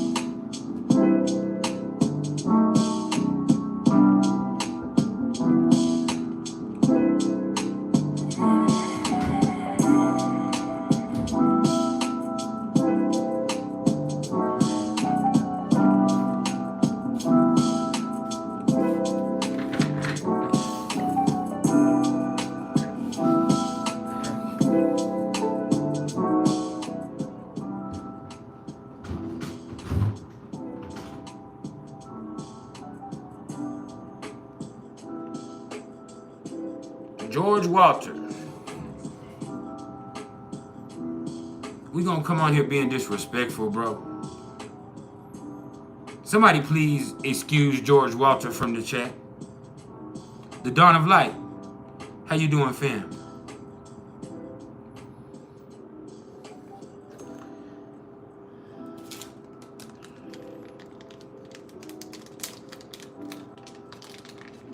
I'm sorry you.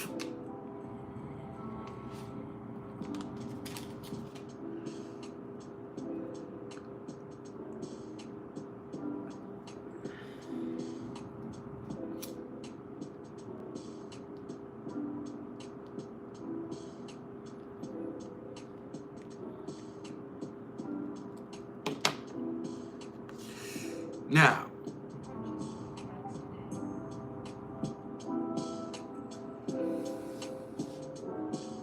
let's go ahead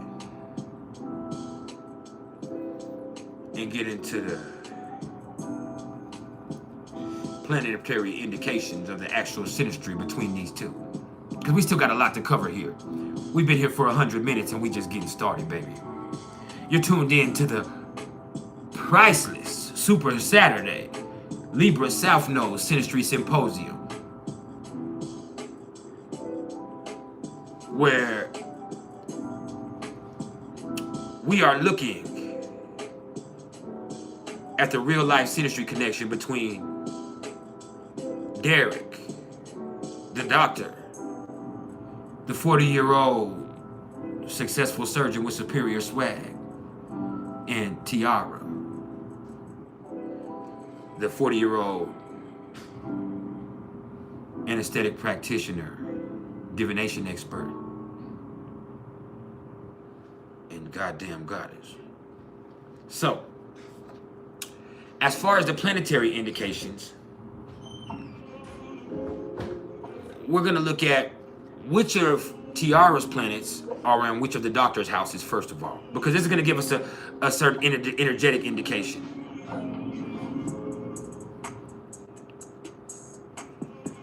So,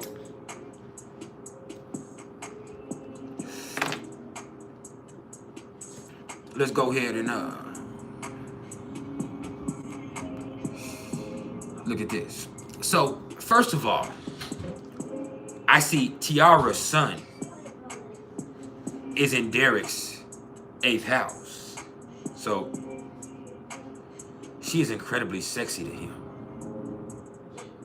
She makes him feel things at a level that nobody else makes him feel things, but she also could be a danger to him.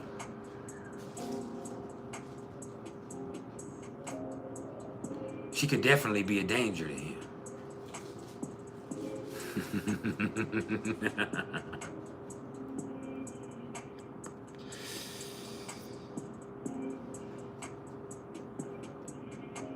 Those emotions.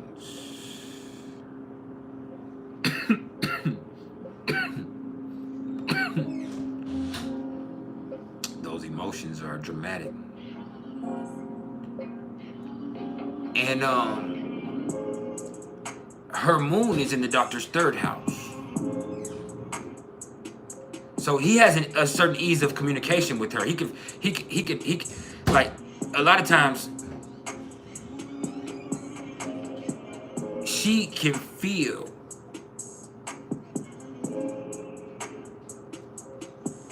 and so that right there really helps as far as communication stuff, understanding emotions, communicating those things. Now, Tiara's Mercury is in his 9th house. So he can learn from her. Even though he's looking to teach in certain areas, he can really learn a lot from her in a spiritual sense. And that's interesting that she does the work that she does and brings that dynamic into the mix, into his life. And that's very enlightening and inspiring for him. And that really does, you know, help him from a big picture standpoint. Now, her Venus is also in his 8th house.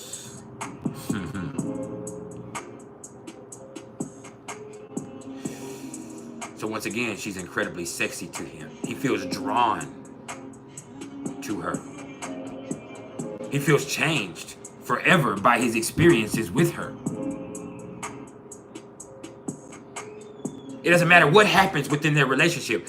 After tasting that, his palate has forever been changed.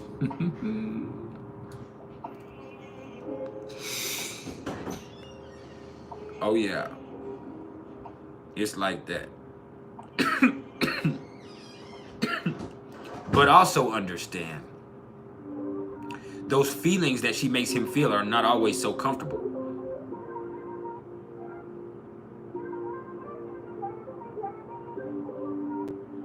It's not always so comfortable. Now,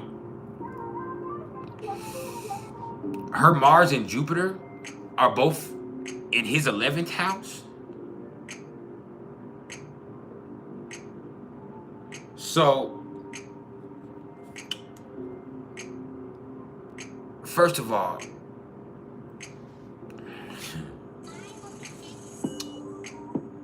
with Jupiter, there is a certain camaraderie. There is a deep connection with them.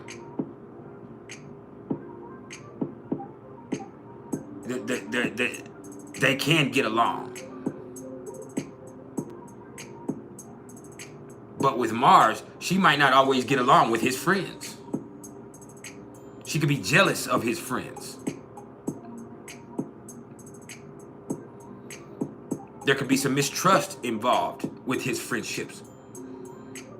So you can look at it from that standpoint, which we'll look at stuff further when we get into the aspects, but that's just putting you in a little realm of understanding with this.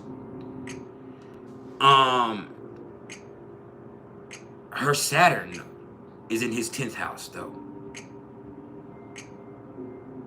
So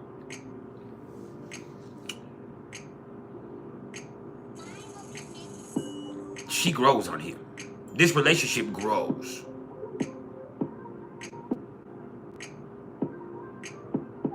She helps him in so many ways realize certain ambitions. It doesn't slow him down. Saturn, that's probably the only place where Saturn would do great. But it's in that 10th house. So over time, this progresses, it grows. This is they have something that could mature together. So there's that. Now, Uranus is in the 12th house here. But it's also conjunct to his ascendant in the 12th house. So with Uranus in that 12th house, there's also an unspoken connection between them sometimes.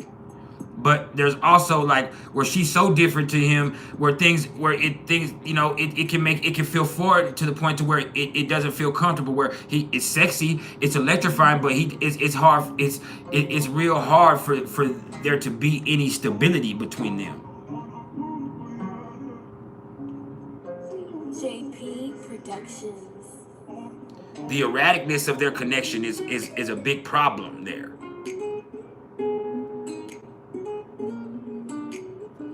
It's so different that it does feel electrifying, but it's also so different that it's really hard to commit to. It's really hard to even comment on.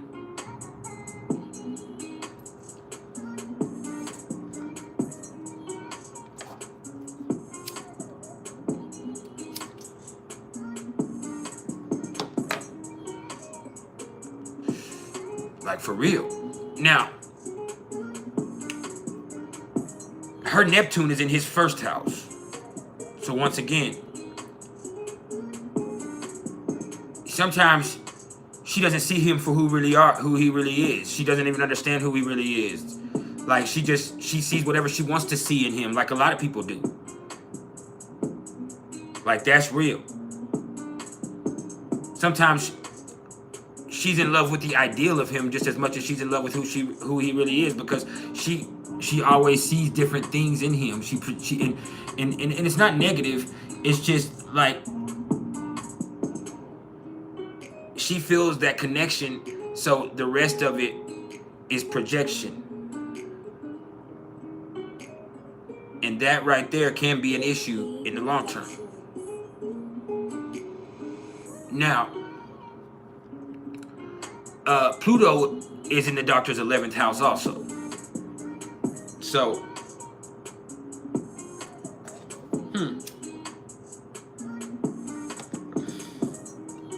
not only is there that no trust between his friendships, but she can actually make him, at some point, transform the people that he deals with. She can make him form new allegiances. Being involved with her brings a certain new line of principles that could force him to come out of the way that he was, and to force him to have a more open mind and to form new associations that are just as powerful and intense. Seeing that you consider the fact that she comes from a whole different world. They both come from, and it works both ways. Like he comes, from a whole different place than she comes from.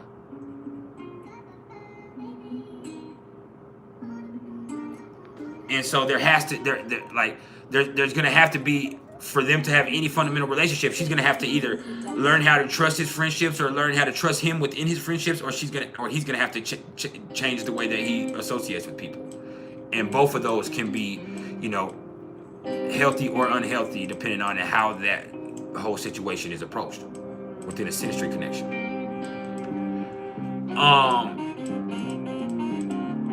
Her Chiron is in the doctor's 6th house too. Which his natal Chiron is in his 6th house also. So really, now you're looking at the Taurus end of this. So with her Chiron falling within his 6th house, that stubbornness, man, it can get in the way of healing. Both of them. Both ways. They can have a stubbornness that keeps them from talking, that keeps them from healing, that could really be unhealthy for them. So they have to learn how to communicate. They have to learn how to get past their stubbornness. They have to value each other more, and that will help out within that, in my opinion. Now,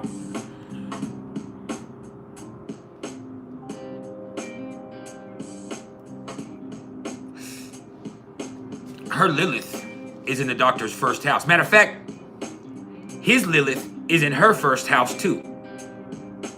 So her Lilith is in his 1st house, her Black Moon Lilith is in his 1st house, and his Lilith is in her 1st house. So they both reflect each other's Lilith in some way. They both bring out the worst in each other. As much as they turn each other on, they also bring out the worst in each other sometimes. They reflect each other's insecurities because they reflect the shadow parts of each other. So that's something to think about. Now, when you look at this from the other way around, the doctor's sun is in Tiara's 11th house. So what's cool about that is, you know, their suns are conjunct to each other, so that's natural for them. So with his sun in her 11th house, she can get along with him. And the thing is, she doesn't get along with everybody. She doesn't fool with everybody, but she can get along with him. She can rock with him. He's her type of people. He's her cup of tea. And so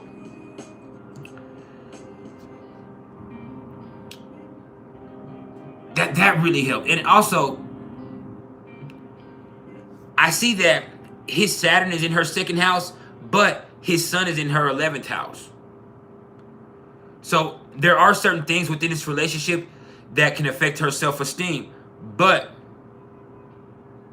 especially when her insecurities are kind of brought to the forefront. But there's also certain things that being with him, you know, makes her, you know, and being associated with him makes her feel prouder, makes her feel more confident. But there's times where this relationship and the things she learns and the things, the lessons are hard, and it makes her question her self-esteem. Now, his moon is in her 9th house. So I would say with his moon in her 9th house, like being emotionally involved with him and learning and dealing with his emotions has taught her so much. It can teach her so much. She can learn so much spiritually. That's the way to look at that. What else is interesting? His Mercury is in her 12th house. His Venus is in her 12th house. His Mars is in her 10th house.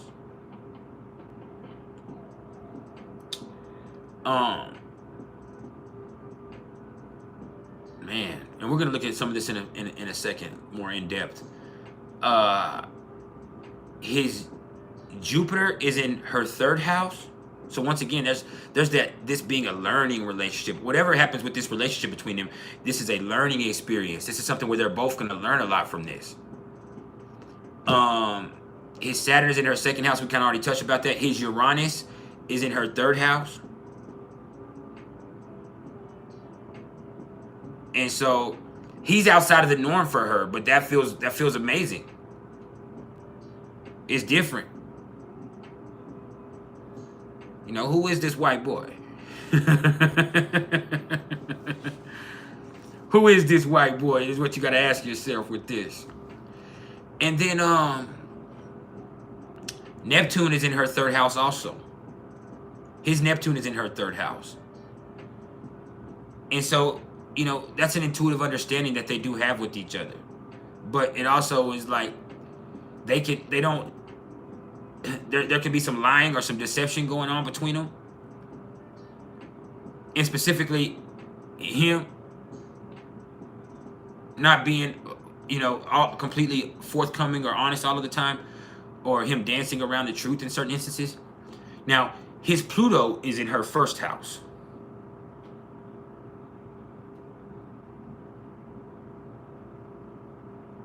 So, man, his presence in her life forever is transforming her.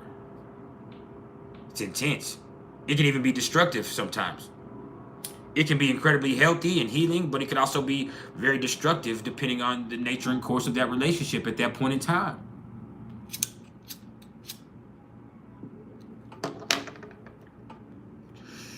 Let me see what this is.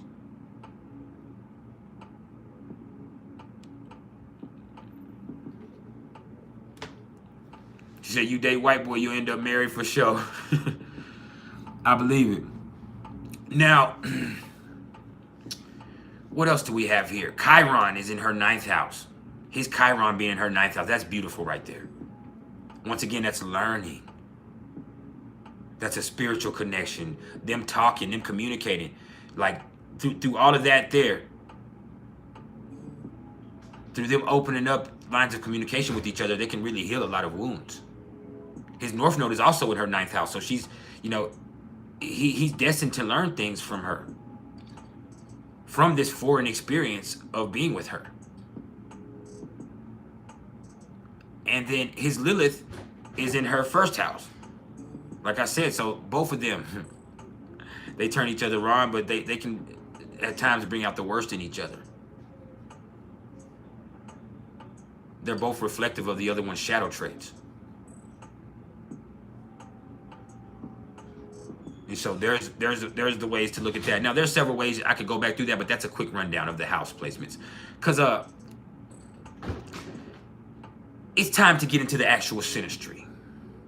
It's time to get into the meat of all this. We've been here for 2 hours. It's time to get into the nitty-gritty. So in this next section that we're going to get into, we're going to look at the actual interaction between both of these people in their charts. So what we're going to do is note the nature of y'all's relationship. And in doing so, we'll be able to see whether this is going to be a successful personal relationship or whether the forces at work are suggesting a less intimate bond. So in other words, as I tell people when I give them a synastry reading, how do these two people right here come together on an intimate level? All right? So it's time to get into the synastry symposium. We've looked at each one of them individually. Now let's look at the energetic connection.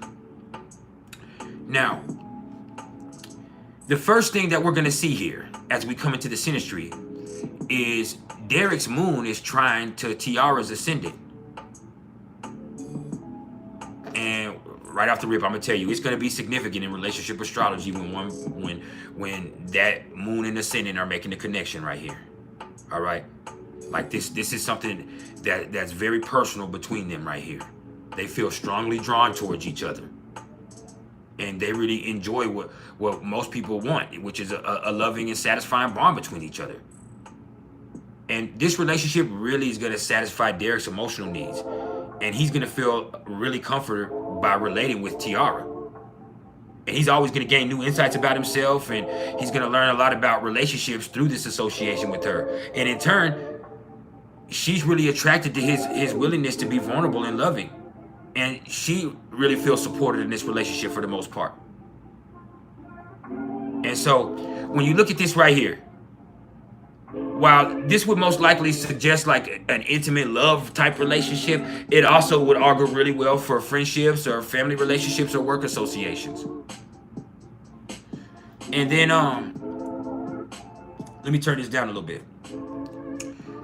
I also noted here that Derek's moon and Tiara's moon are exactly square to each other.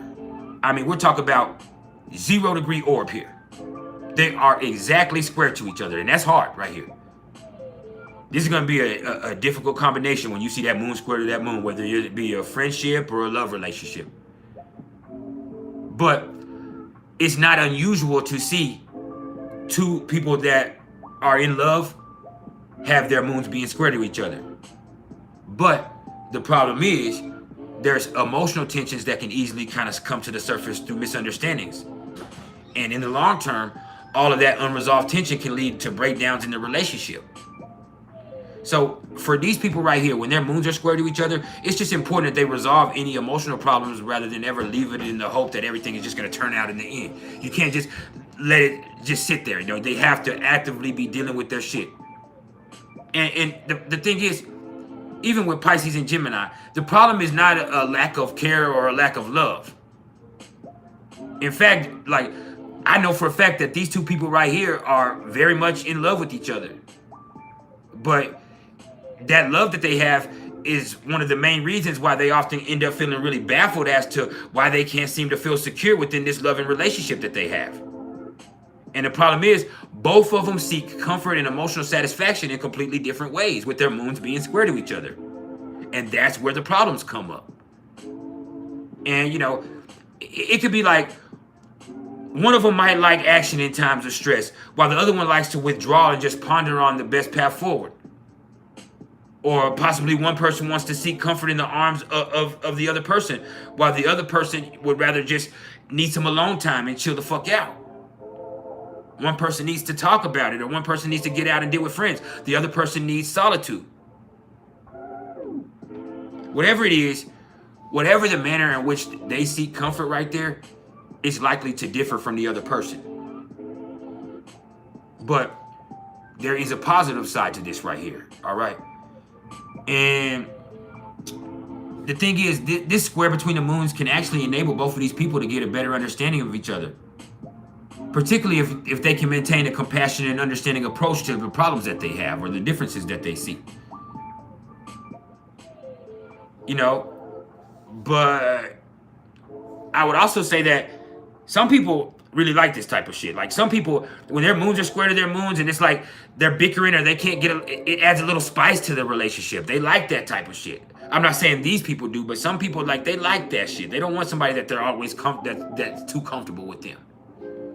People are different. You know, maybe a little tension is better than a void. Have you ever thought about that? Maybe it's because I like Aries.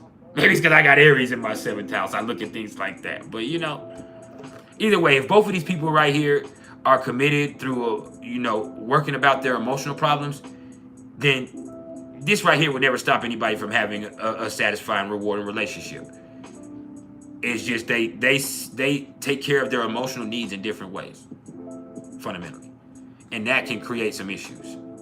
Now, Tiara's moon is opposite to Derek's Mercury, though. So, this right here, I'm going to tell you straight off the rip. It's arguments that can cause upset feelings with this. Fucking arguments right here. Like, and I'm telling you, it didn't have to be an intimate relationship. With the moon opposite to Mercury, all types of relationships are going to suffer. All right? But those personal relationships are going to be particularly fraught with difficulties. And it's like, friction seems to kind of come up no matter how they approach each other on intimate matters. And their relationship really suffers because of unspoken problems. Or even because maybe one of them speaks their mind a little too much and the other one ain't speaking enough. That's something I see too. Either way, the problem is communication with this. The problem is fucking communication. And it's like, no matter how hard both of them try, they can't seem to understand each other's way of seeing things. Or understand how the other person feels really about things. And it's like, especially when Tiara expresses her feelings, a lot of misunderstandings can occur with this. Because Derek can start to think that she's expressing thoughts and ideas and is ready for a good discussion. And she ain't trying to discuss it. She's just conveying how she feels. And then she ends up feeling misunderstood. So a lot of times they can kind of alternate between passion and rationality. And then they can have a hard time understanding the other person. And it's like both of their behavior seems at odds with their needs sometimes. And so, unfortunately, it's like they can't seem to comfortably settle down into this relationship with each other. Now, on a more positive side of this, because each harsh aspect is going to have positive sides. Don't ever get that twisted. Once again, they might not mind a little friction. All right? However, both of them need to work on their motherfucking communication skills. That's real. Because if they can develop better skills, they can overcome any of those problems, and that'll enable them to understand each other better, which will enable this relationship to grow if that's what they wanted to do. Or if not, those same issues can cause a breakdown. Which I'm not going to tell you what's going on between these two, because they might be together still. They might be split up and be seeking other part. I'm not going to tell you because that doesn't matter. I'm here to give y'all the Synastry assessment. This is not a compatibility conference. This is a Synastry symposium. Hit the like button if you haven't hit the motherfucking like button yet before I get mad and go home. Hold on.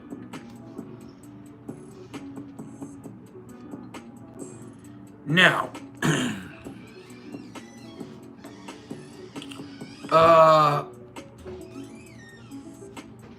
her moon is also opposite to his Venus, but this is like a 6-degree orb, so it's pretty wide, but I feel like it in that opposition is kind of worth speaking on. I usually don't speak on an opposition unless it's 5 degrees or less, but this right here is I think it does bring some problems to the forefront. See, when the moon and Venus combine unfavorably, it can really produce sparks, which, you know, could excite both of these people, or it could create a lot of fucking friction between them, and probably both. Either way, there's a challenge that's presented that needs to be met in order for them to succeed on the long term. So with this in particular, with her moon being opposite to his Venus, they have a hard time expressing their feelings, and once again, they end up feeling misunderstood by each other. And then they have a hard time relaxing and feeling at ease with each other too. So there's this lack of harmony that troubles them sometimes. And it's like both of them feel like they're battling to find shared activities that they can both enjoy together. And then in extreme cases, it can even feel like they're fighting against the other person's involvement with an absorbent pastime. Like, it could be like, damn, when you gonna have some time for me? Or they could even feel like their partner is standing in the way of them really enjoying themselves. It's like, man, I could really be doing this if I didn't have this motherfucker. Like that. I mean, that's where you get with that aspect right here, you know. And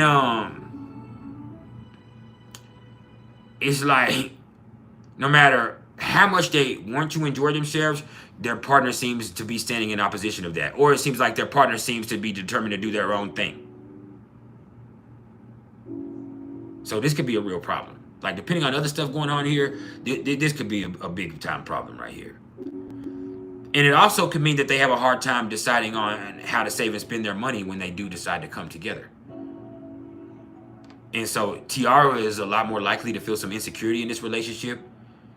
But Derek's likely to feel like, you know, her feelings and insecurities are holding him back from relating to other people in the world in the way that he really wants to. Now, once again, on a more positive note, this could just add spark to their life, and it can keep both of them willing to resolve difficulties in a satisfactory conclusion. Like, they just might have some stuff that comes up that they need to work on, and as long as they keep working on it, they're gonna be doing amazing from that.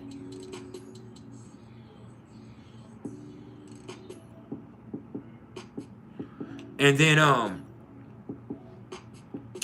what else we got? I would say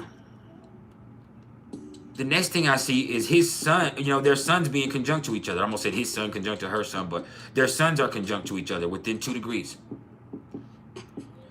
And so when you see people's sons connecting in a positive way, like with the trine or a sextile, that's going to augur well for a relationship. But with this being 2 Leo sons, it can be too much. But I will say there was an instant rapport between them. And they both seem like they're going to shine more in their own personal lives as a result of this connection between them.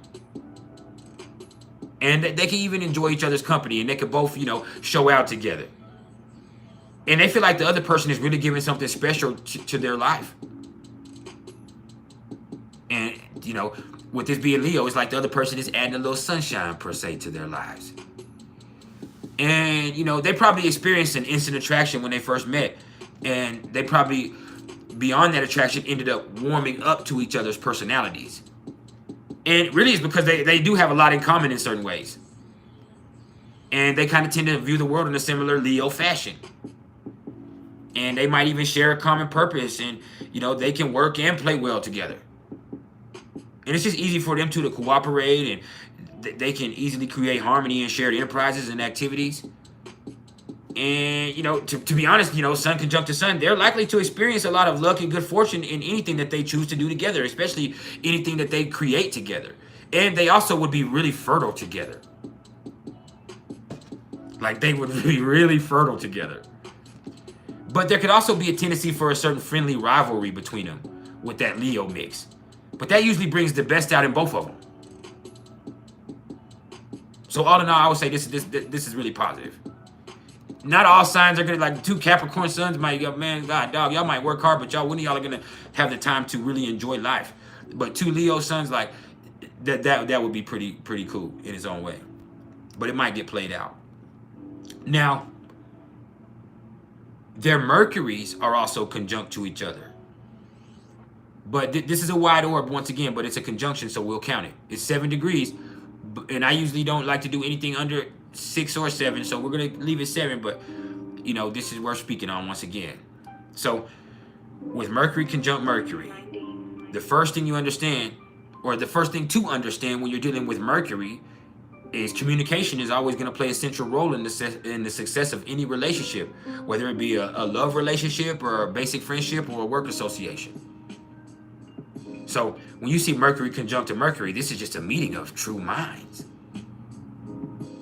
And so y'all are likely to see, when you see this right here, 2 people that can converse easily with each other. And you're going to see 2 people that can really share the stimulation of exchanging thoughts and opinions with each other. And maybe they even share a similar outlook on life from a broad, standpoint. And they understand each other, they feel at ease together, and, they really, once again, enjoy each other's company. They can talk to each other. And so, awesome conversations and a lot of fun can really result with this right here. And they're also able to appreciate the other one's sense of humor. So that can help them make any problems that they have a lot more lighter than they could be. And they can even kind of find a creative way of approaching problematic stuff between them with this right here.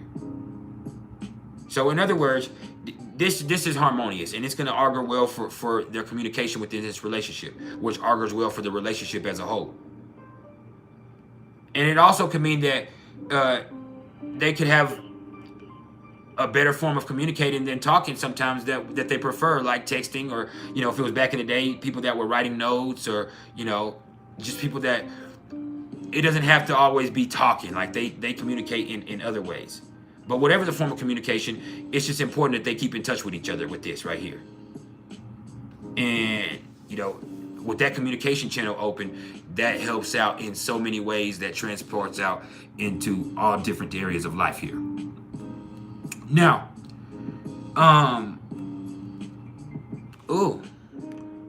his Mercury is sextile to her Mars. So there was an instant spark of attraction when these 2 first met each other. And that's going to continue throughout the course of this relationship. And the thing is, this spark is likely to be more intellectual, which may or may not result in a sexual attraction with anybody else, but with these two, I'm telling you it did. So they're stimulated by each other's company. They enjoy those lively conversations, and they really are into those energetic activities together. And they both learn a lot from each other, and they kind of enjoy facing challenges together. And that in turn might help them move forward in their own lives personally. And even more than an intimate relationship, when I see Mercury sextile to Mars, this is actually ideal for like a working association that requires cooperation and drive in order to complete a challenging project or something like that. However, it can also be just as beneficial for a personal relationship that involves individuals who enjoy changes and challenges. And Derek is going to be challenged to use his wits in this relationship, because Tiara's drive and determination and forcefulness are going to kind of force him to clarify his thoughts and opinions. She has a strong mind. And he's actually going to find that aspect of this relationship exciting. That's what he's turned on by.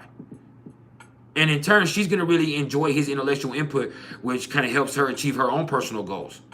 And together, they're going to learn how to take risks in their own personal lives, which are going to lead to adventures that might otherwise have been missed if they weren't involved with each other. So that's amazing in its own right. Now, I also see that her Venus is conjunct to his Mars. So that's sexy.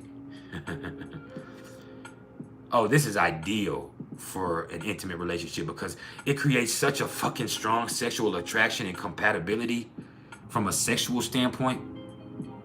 And they might even fall in love at first sight. And this also would just say that they're going to enjoy a passionate relationship. You know, this is that type of love affair that's featured in them romance novels that your granny used to read. Now, the durability of this relationship is going to depend on other connections between them. However, I'm going to tell you this. If this were going to be something that's for the long term, both of these people right here are going to be able to rely on their sexual attraction to help them through their troubled times. Because they really turn each other on. They really have a strong sexual rapport. And, you know, even beyond that, they do enjoy spending time together. And in particular, they like taking trips and, you know, those romantic outings and those artistic activities where they get to show their cultured way of seeing things. And they could even enjoy a joint creative project at some point. But Derek is likely to be the more assertive partner, both in bed and out of bed. All right? And, you know, but he does enjoy allowing her to take the lead sometimes. And she's happy to acquiesce. Now, while this right here definitely is ideal for love affairs, once again, it can also be cool for a creative connection or for friendships or work associations that involve working on something artistic together. However, if this was something that was supposed to be simply platonic, it's important that both of these people remain focused on the creative project at hand, because that sexual flirtation could ignite just like that. Shit could get nasty real quick. All right? And so we're going to move away from that right there and go into another section in this right here. We're going to get into the more, what I would call, what's the word I'm looking for? Primary forces at play. Let's do it like that. And so the thing is, in addition to the intimate aspect of a relationship, there's usually going to be a number of fundamental driving forces that can be either major challenges or inspirations to the individuals involved in that relationship. So this section right here, we're going to look at how they stimulate and provoke each other. And so this is just a process of getting to know them energetically within their reading. You feel me? And so, first of all, let me turn this down.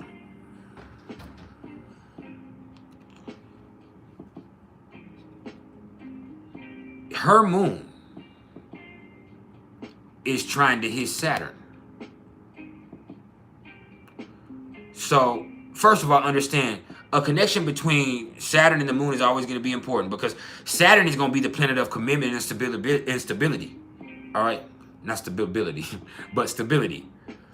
And, you know, you're going to see Saturn in any relationship that's meant to be long-lasting. So, in other words, you know, her serious planet such as Saturn is going to be needed for a serious, meaningful union. Think about it like that.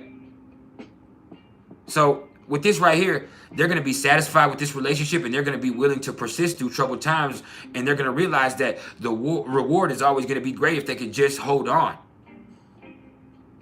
So, there could easily be a satisfying long-term relationship that results from their patience and persistence with this.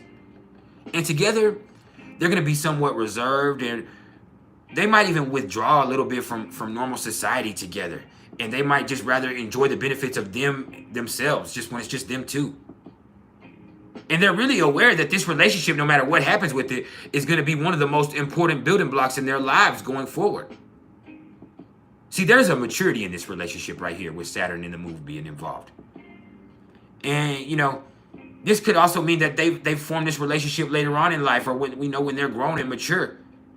So they can really appreciate each other, and they can really build a life together that's mature and that's fostering growth.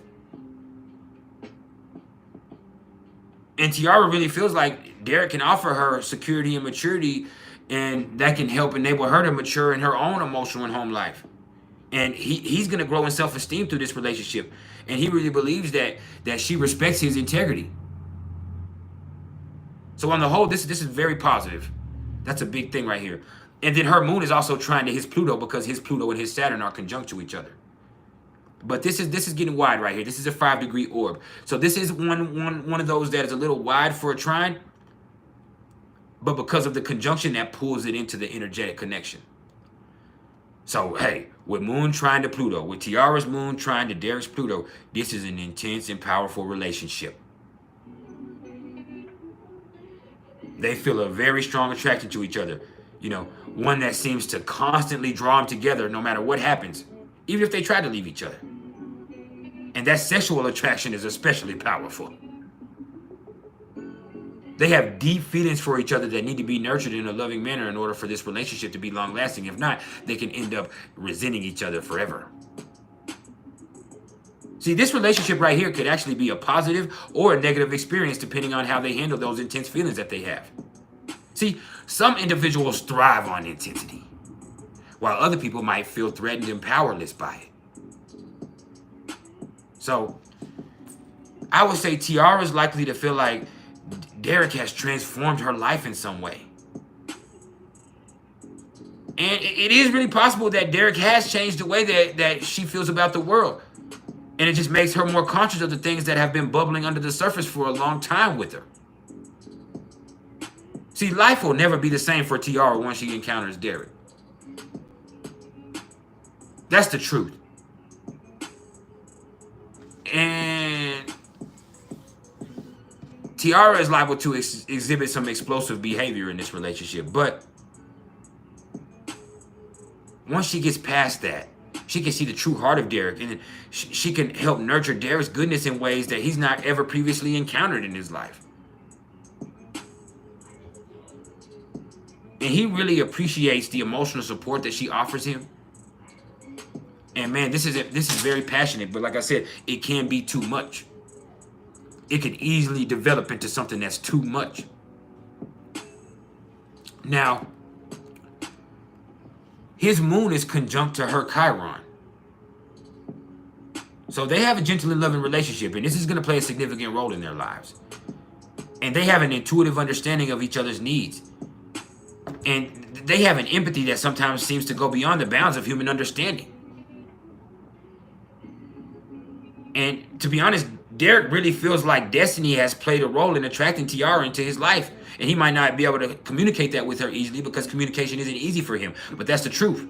And it is true that Tiara does have the capability of sensitively changing Derek's life and helping him satisfy previously unmet emotional needs. And she can really help play a nurturing and healing or teaching role in this relationship. And he's gonna feel safe within this relationship, maybe too safe, where he gets too comfortable, and that makes him scared. It makes him want to, get away.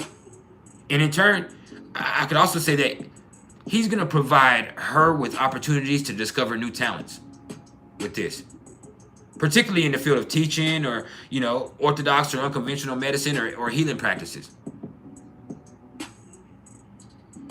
And man, this is going to be one of those relationships that helps both of them weather life's troubles and discover joy later on. Is that beautiful? Is that real?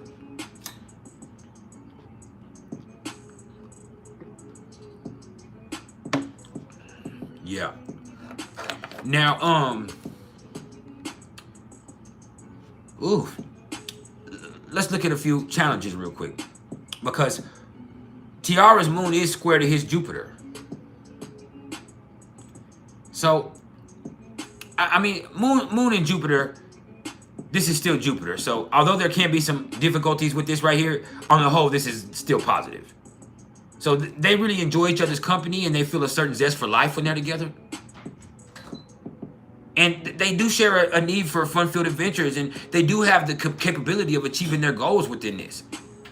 And they really feel like the world is their oyster, and they want to explore it together. They want to conquer together. And so they're the type of people who enjoy those vacations and holidays in faraway places, and they like to travel together. And that doesn't just have to be that, though. That could really encompass any activity that expands their minds and their views on life. See, this is a meeting of higher minds also. And Tiara, she really expands Derek's horizons. And she also feels safe and appreciated in this relationship. And Derek knows that he really has a comrade in arms when it comes to fun and adventure in her. She's a rider. And he's really appreciated for his optimism and his generosity. And, man, together they can just conquer the world, man. Nothing seems too far-fetched. But that's where the problem lies.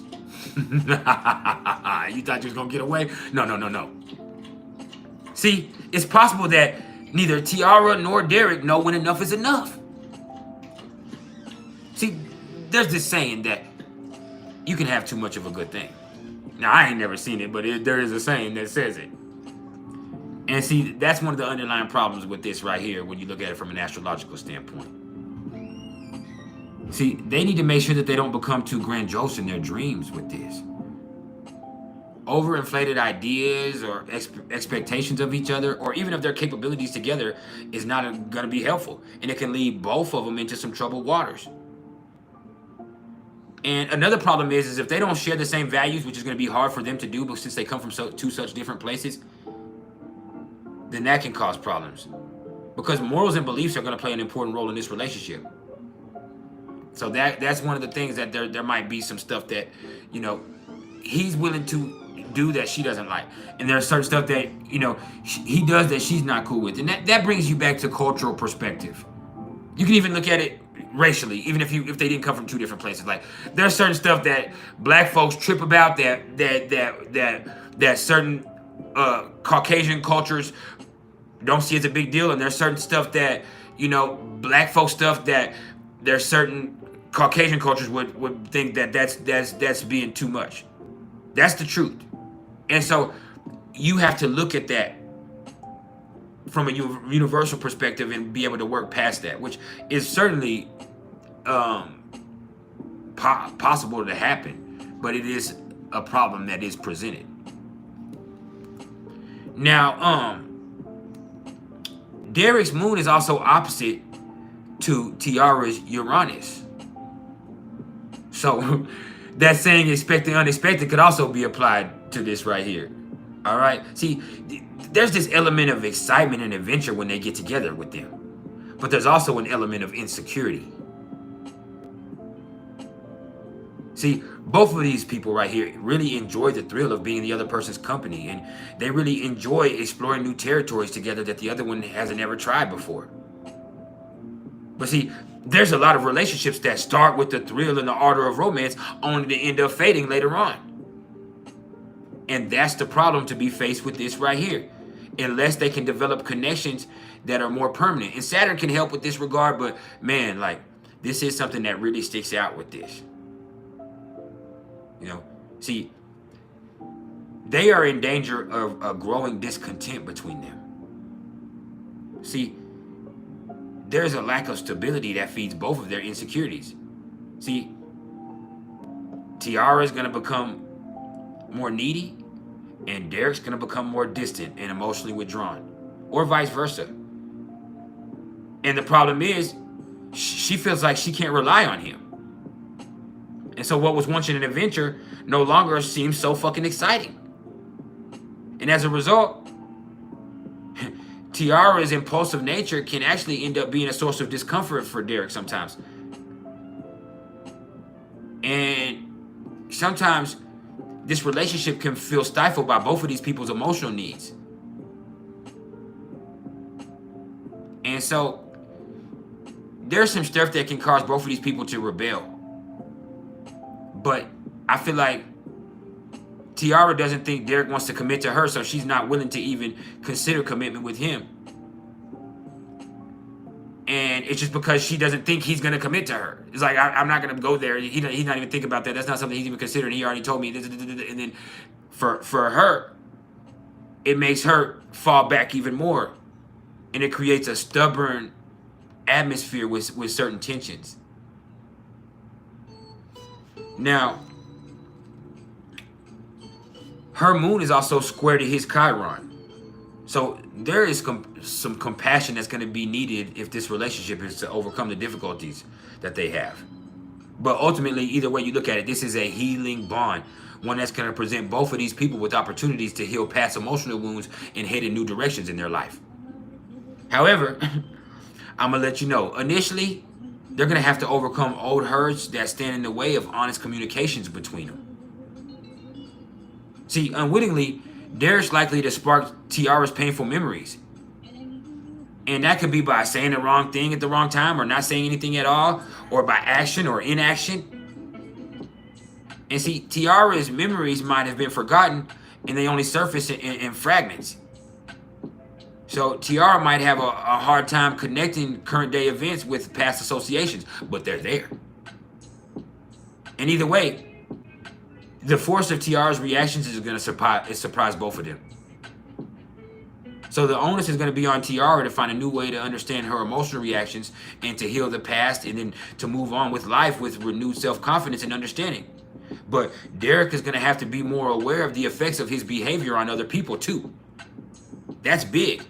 He triggers certain stuff in people. So there is a gentle and loving approach that's often needed between them. And perhaps Derek is preparing to become a healer himself, or a teacher, and he needs these valuable lessons. That's another way to look at this. So, what else we got?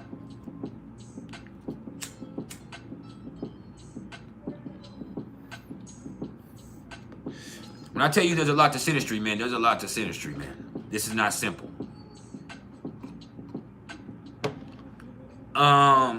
His Mercury is sextile to her Jupiter also. So this is another one of those positive things right here. This provides inspiration in any relationship, no matter what the nature of the relationship is, all right? So these two are going to be able to discover new worlds through this relationship right here. And they're, once again, going to enjoy broadening their minds. And, you know, this could also be where I could definitely see some overseas traveling, you know, or just them learning about different cultures together at some point. And, hey, and specifically with this right here, I'm going to tell you, astrology, philosophy, anything metaphysical or religious in nature are going to be major topics of discussion between them. And that's going to stimulate both of them to expand their minds. And it could also mean that they're going to pursue activities that are connected with certain philanthropic or philosophical ideologies with this too. So there's something to think about as far as them going in particular. And in particular, I would say Derek, his mind is going to be extended through this relationship. He's going to learn so much, and his horizons are going to be broadened through this association with this. And he's a willing listener. He listens a lot more than he speaks. Even with that Gemini moon, he's quiet. He listens. He learns. He picks up so much from his environment. He's a sponge. And he's actually going to help her find better ways of communicating. And together they're going to be able to grow and learn. Like this is a big thing right here. And her Mercury is also sextile to his Saturn too. So this is going to be excellent for an enduring relationship, one that continues to build over time. And it's really because they share a mutual respect for each other and they're willing to work towards sound communication no matter what problems they have. And they take each other seriously. Like that's something too. And this would also say that they're likely to share some type of interest in some type of thought-provoking pastime or even a business enterprise at some point. And shared values could also mean that this relationship has firm foundations for the long term. That's things to remember with this. And they're going to realize very early in their association to each other that this is a lasting union. So it's likely that they're going to slowly and surely get to know each other rather than just rushing headlong into some serious relationship. Or they can meet and kind of get to know each other and date initially and then fall apart or see other people and then they'll meet again and come into a relationship later on. This is one of those type of connections. And, you know, they're going to eventually form a strong bond, even if it's not just a marriage or a personal relationship. And it's really because Tiara really respects and learns from Derek's wisdom. And she's better able to communicate her own thoughts and ideas thanks to his well-received advice. And his organizational abilities are going to really shine in this relationship. And he could actually discover different methods of approaching activities through just dealing with her because she does things so differently than the norm that he's used to. And then, man, her Mercury is also trying to his Neptune. So this once again speaks to inspiration. And, you know, I feel like y'all's imaginations, you know, if you think about it, like, think about two people who with this right here, they're introduced to new worlds just by knowing each other. You know, and in particular, like, Tiara's ideas are going to be encouraged by Derek's creative input, and it's going to enable her to better express herself. And it's also possible that this could mean that they work together once again in some creative way.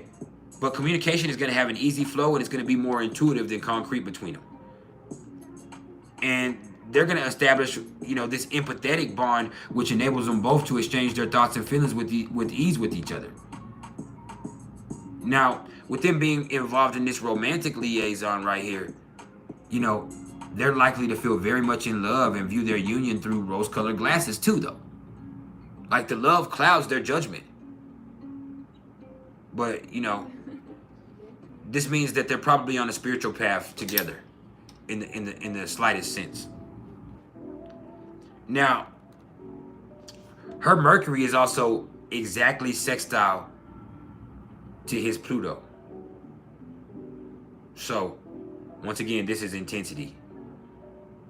And communication is playing a key role in that intensity. So consequently, it's vital that both of these people communicate honestly and keep all emotions and thoughts out in the open. That's going to help keep that relationship dynamic, you know, close rather than volcanic. Let's just say, let's keep it dynamic rather than volcanic. That's the way to look at it. Let's keep this relationship dynamic rather than volcanic. And that's hard for them to do. Yeah. See, the thing is, if they can both enjoy penetrating discussions and pastimes, then it's all cool. But if they don't, then this relationship can become overwhelming. And particularly for Tiara. But together, they're going to experience a change of perceptions, which is ultimately rewarding for them in the long run. Although initially, it could really be disruptive. That's something to think about. And notably, you know, Derek is going to really challenge Tiara's ways of viewing the world. So this is an excellent combination for personal and spiritual growth between two people. But I could also say, this is one of those connections I see that works really well for, like, therapists and clients, or, you know, teachers and students. Like, there's something that it's not always just intimate for them. Like, there's something here that goes beyond just love. Now, Tiara's Mercury is also sextile to the doctor's North Node. And once again, when you see that North Node, understand that North Node is going to play a significant point in relationship astrology, and it's going to indicate fate in any association. So in this case, these two people were destined to meet and learn from each other. So they might have met, you know, in some capacity. It could have been in school, a study group, as some people like as pen pals or something like that. But either way, Derek is going to gain insight and understanding through this association right here. And perhaps, you know, Tiara plays a teaching role in his life and imparts specific knowledge, you know, metaphysical things. Or maybe even, you know, her very presence communicates certain messages that are valuable to his life lessons. Just being involved with her teaches him so much. Either way, they're really comfortable interacting with each other. And they have an intellectual rapport that really helps them get past a lot of stuff. So that's beautiful in its own right. Now, her Mercury is square to his Jupiter, though. And once again, I would say this is a meeting of two minds. However, it's important that they show some restraint in their activities with each other. Because when they get together, they're both eager to discover new worlds, and they both enjoy broadening their minds. And, you know, they enjoy, traveling and learning about different things, you know, like all the stuff I was saying earlier, metaphysical stuff, spiritual stuff, all that type of stuff. Like, they love all that stuff, all right? And at the same time, there's a tendency towards grandiosity, like I said. So both of them are going to keep encouraging the other person to greater feats of learning or adventure without realizing when it's a time to call it to a halt. And so that can result in some irresponsible behavior.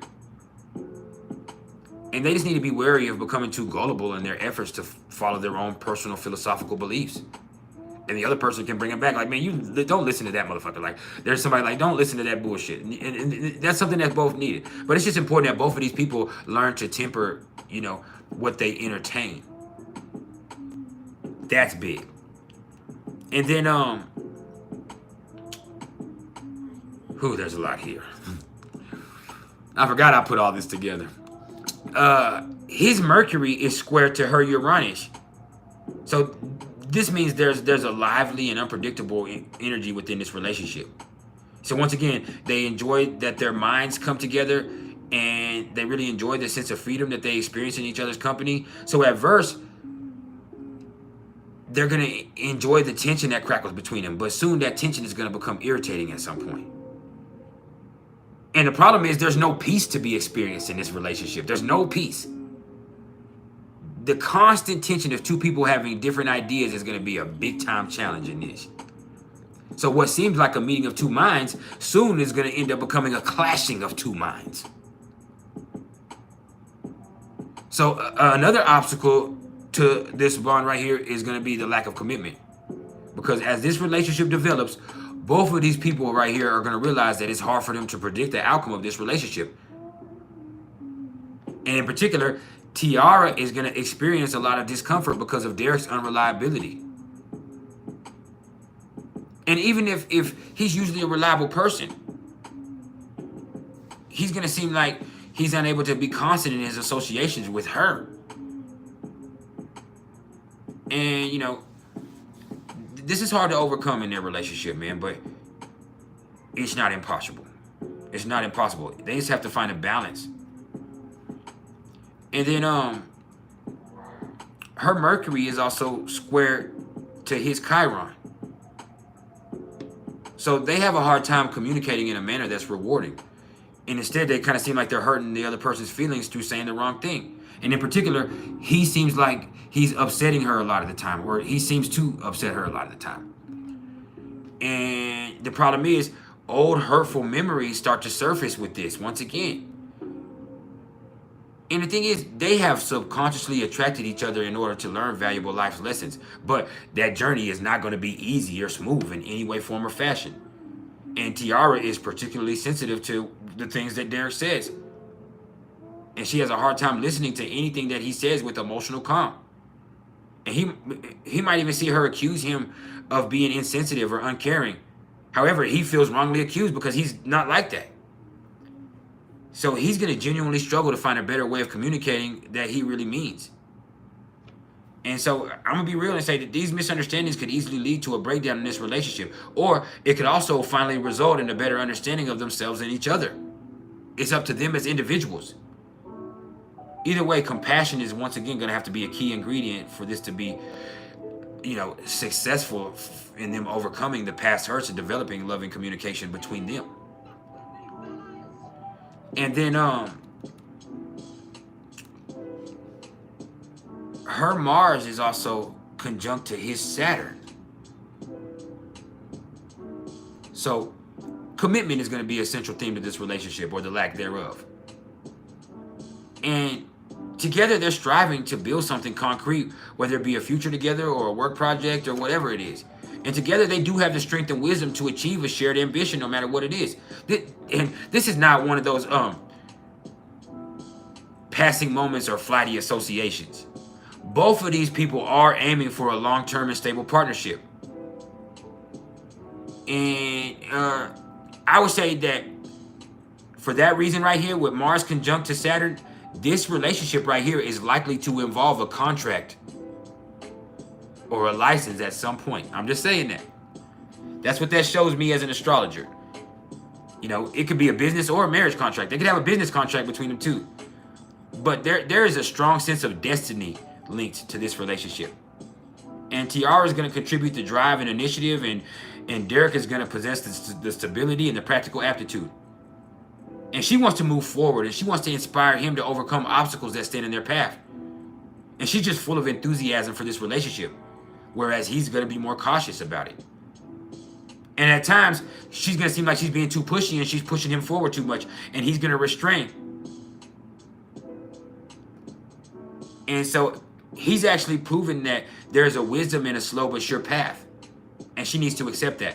But either way, together, they're going to achieve success in their joint enterprises, even if it wasn't love, even if it was a business enterprise. And then his Mars is loosely trying to her Uranus, but that's like a 5 degree, let me count this. No, it's 6 degree orb. So that just means they have a strong sexual attraction, and there's not much more that goes beyond that with this one right here, because it's such a wide orb. But her Mars is conjunct to his Pluto. So, oh man, this is a passionate and compelling bond that they have. See, the atmosphere is fucking explosive when they get together. And sexual energy seems to simmer barely, just there, just always, no matter what. It's never under control. And if it is, it's only barely. But they do need to be wary of letting the force of their heated emotions build up. So they're going to need an outlet for all of that pent-up energy. Whether that be, a challenging home renovation project or something for them to do together, or a regular workout at a gym for them to do individually, or just a rigorous sex life. And I mean, beyond that, they feel like they can conquer the world. Once again, that's something that I see. Together, they really feel like they can do a lot. And they certainly are a power to be reckoned with together. But the initial stages of this relationship is going to be fraught with sexual tension. I mean, it's going to be simmering. But the union as a whole might not be a rather intimate one. Rather, it might be a partnership committed to hard work and challenging each other. Either way, as this relationship develops, the strong and creative force of both of these people is going to take over, and it's going to be directed into them either mutually satisfying each other or building a mutually satisfying project together. In other words, they can be passionate about each other, or they can direct that passion into an external activity. Either way, this is a dynamic and explosive relationship. Fucking dynamic and explosive. Just like that. Oh yeah. And then oh shit, his Mars is square to her Pluto. So this is a passionate and explosive relationship that's fraught with hidden tension. That's what that is. And it's like, it's hard for both of them to conquer their own strong feelings about this relationship. So there is a real danger of this relationship actually becoming an emotional battleground. And they're going to try to communicate in a calm and loving manner, but their union is fraught with this deep-seated problem that's going to continually surface in explosive ways. And it's like both of them are embroiled in a certain fight for supremacy in this relationship. Now, there's also a danger that this relationship could become emotionally or even physically abusive in certain ways at some point. And Tiara really feels threatened by Derek's drive and initiative, and then compensates with controlling behavior. And as a result, he rebels. And then there's this clash of wills.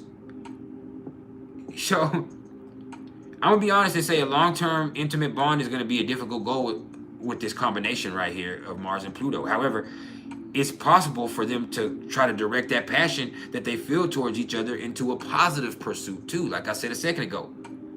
Once again, something they're building together, or something that they're trying to accomplish. There's just so much energy between them. And then her Jupiter is conjunct to his Saturn. So this is a very strong bond for them. And they really do learn a great deal from each other. And in many ways, they kind of take an opposing approach to this relationship when you look at it. Like, Tiara is more adventurous and she's keen to explore new territories, and she's going to take a somewhat philosophical approach to this relationship. Now, on the other hand, Derek is going to be more cautious and he's going to take a slower and more practical outlook. Now, fortunately, you know, they're going to enjoy those opposing qualities more than most people would. And they're going to find equilibrium through that. And Derek is going to find that his day is enlivened by Tiara's personality, as dynamic as it can be. And in turn, she's going to enjoy having a stable and patient companion that she can bounce her ideas off of. And she's just brimming with ideas all the time. And he's going to learn a lot from her wisdom, and he's going to gain a greater understanding of his own nature through knowing her. And together, they're going to achieve a lot of success in either their personal lives or in any joint project that they do. It's blessed. Infinitely blessed. And then,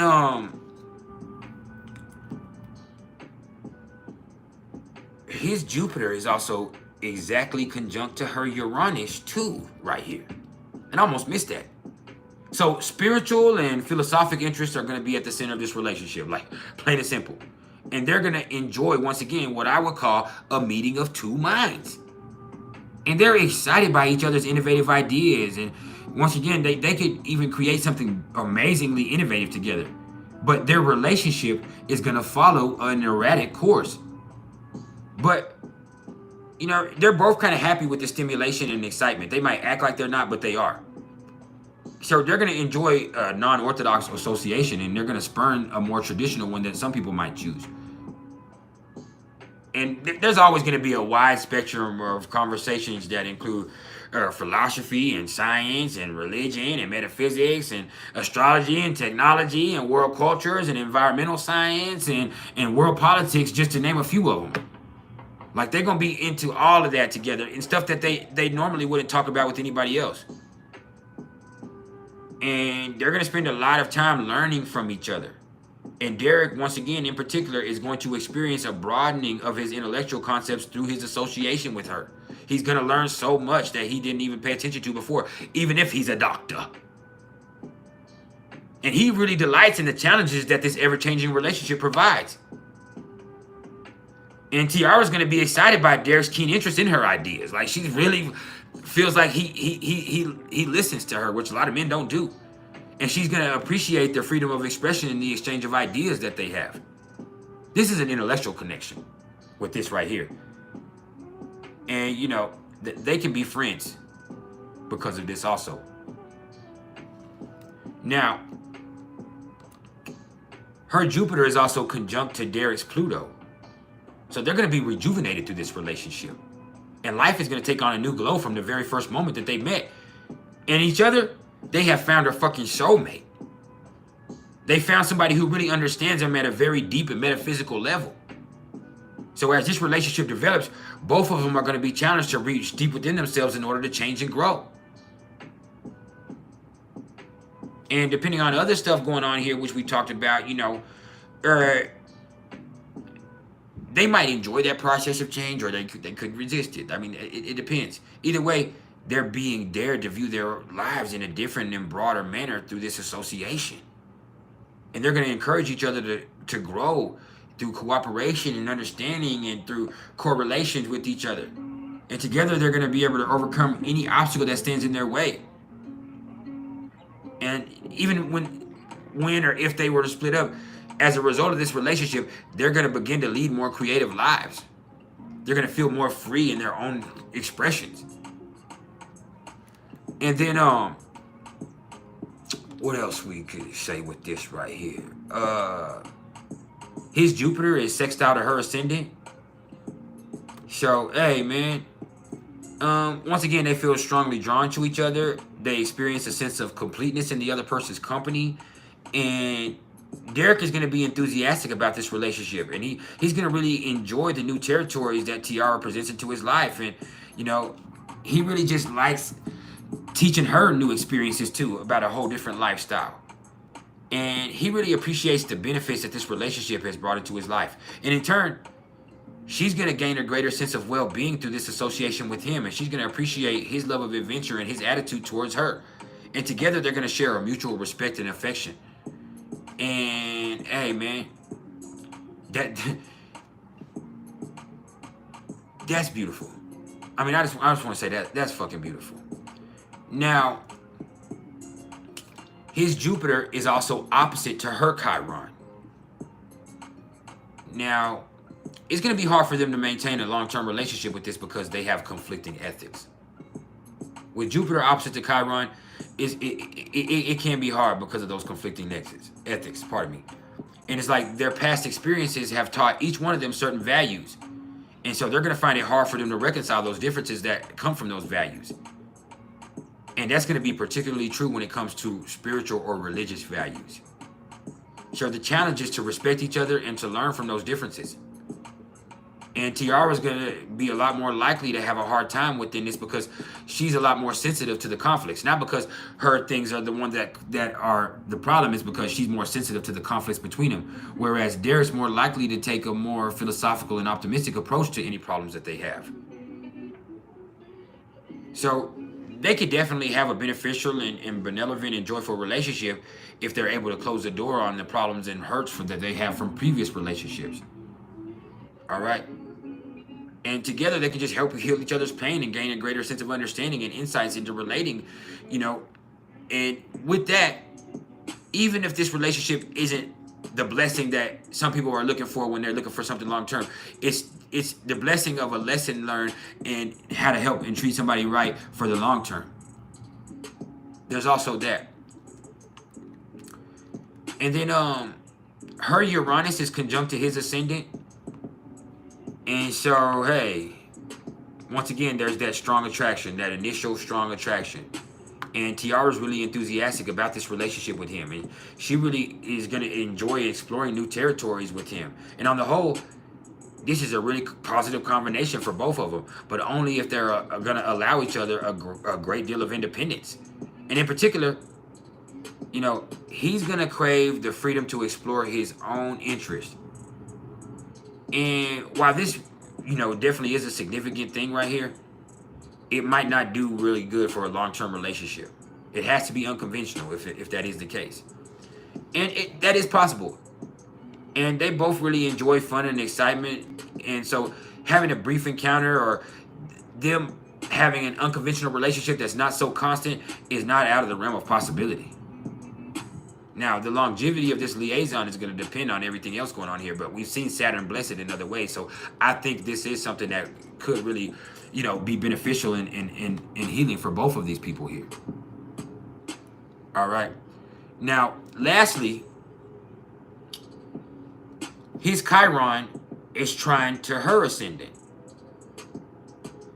So, hey, this is going to be something that's very healing. And both of them are going to be transformed in a gentle way through this manner.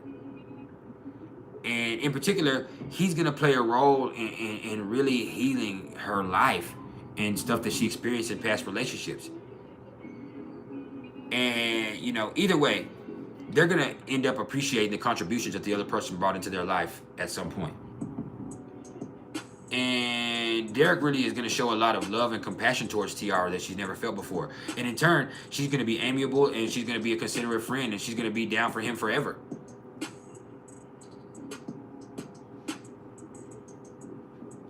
That's real. Now, we're going to get away from that, and now we're going to come to the final little section in the synastry reading here before I open the floor up for 30 minutes. But this is about generational values, because underpinning the success of a lot of relationships is just a sense of shared values, or a shared sense of values, however you want to look at it. I was about to say shared sense of values, but a sense of shared values. And often that comes from simply being born in the same generation. However, it can also be more complex than that. Now, we know that, well, we don't know, but I'm telling you that they're very similar in age. Well, we did know that because they're both 40. I did say that already. So either way, in this section right here, we're going to explore whether or not they share the same societal values. All right. And so his Saturn is conjunct to her Pluto. And, you know, that does indicate that this is an important relationship, although not necessarily a very personal one all of the time. So with this right here, even if we weren't talking about intimacy, these people right here could combine their talents in a way that enhances their lives. And Derek is going to provide structure and security so that Tiara can safely make any changes that are necessary in her life. And in return, Tiara is going to help Derek break through a lot of the barriers created by her fears. And for this reason, like, this can be a very dynamic and satisfying and growth-oriented relationship. Now, her Saturn is trying to his North Node. So once again, remember how vital Saturn is as an ingredient in relationship astrology, because it's the planet that represents stability and commitment. So it's going to be seen by us as astrologers as that necessary glue that holds a relationship together on a long-term basis. Now, of course, not everybody's seeking long-term commitment. All right? But for those who are, Saturn is always going to be a welcome sign. Now, this is going to be particularly true of connections between, you know, Saturn and another person's sun, moon, ascendant, or nodes. So in this case, with Tiara's Saturn combining with a trine to his North Node, this just tells me that this right here is a karmic relationship. This is one of those soulmate type bonds. And it's positive. This is a positive influence on Derek's life. Now, their Uranuses are conjunct to each other. And so that just indicates an electric connection, you know, one of those connections that excites both of these people. And they just kind of feel like they're on the same intellectual wavelength, and, you know, they welcome each other's creative ideas. And together they're going to enjoy innovative projects or taking on new endeavors. And once again, technology, science, politics, the environment, you know, metaphysical stuff, astrology, all that type of stuff, and even world events are going to spark their curiosity. And the key is intellectual stimulation and joint discovery of new uncharted territories. And this relationship is probably going to undergo some periods of upheaval. But on the whole, both of them are going to prefer the unexpected changes to settling into some routine. Like, they can say that, oh, I want this and I want that regular routine. They don't really want that. That's not even what attracted them to that person initially. So together, they're going to be able to enjoy independence, and they're going to enable each other plenty of freedom to pursue their own individual activities. But I could also say having Uranus conjunct to Uranus could also mean that they're just born at a similar age, and they are. Nevertheless, the effect is still one that enhances this relationship, though. You feel me? And then his Uranus is opposite to her Chiron. So healing and growth are possible in this relationship, but the road to new understandings is definitely bumpy. And the challenge is for both of them to forgive and forget loved ones who have hurt them in the past so that they can move forward with each other. And Derek is probably going to seem like he's forcing some radical changes in Tiara's life, which are going to be initially painful, but eventually they're going to provide healing in certain ways. And her insecurities are going to prompt Derek to reevaluate his commitments to the relationship sometimes. And yeah, them insecurities can be taking over this whole relationship sometimes. Now, their Neptunes are also conjunct to each other, and that just indicates common ideals, which they can kind of form a basis for a relationship. However, it also just kind of means they were born in the same age, the same, in the same generation, and that speaks to that, within the same culture even.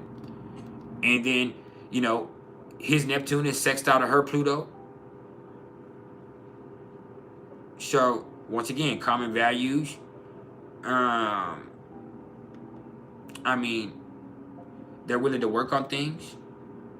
Their Plutos are conjunct to each other, so once again, they're around the same age, and they have a relationship that's really transformative on each other. Their connection. There's that.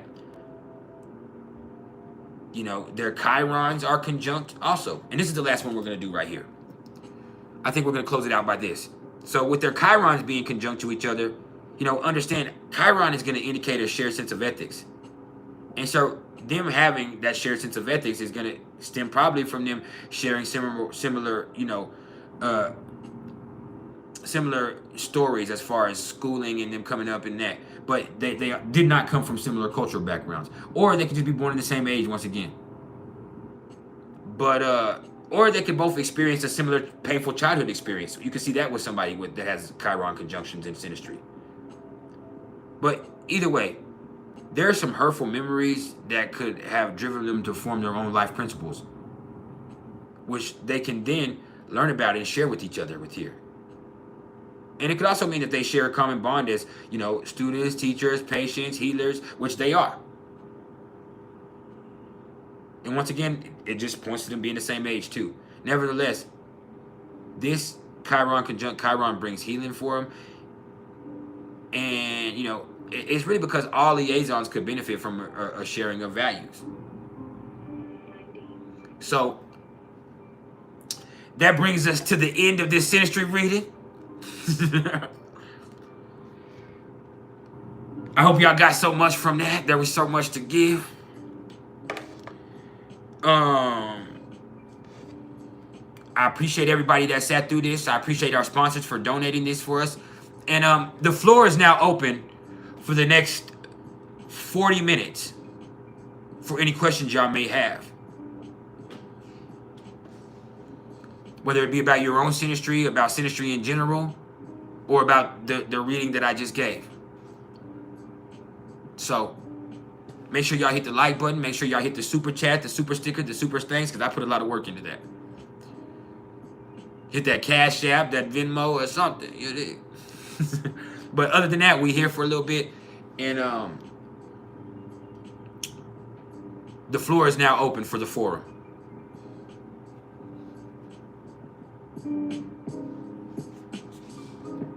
I know I brought y'all a lot of information, so.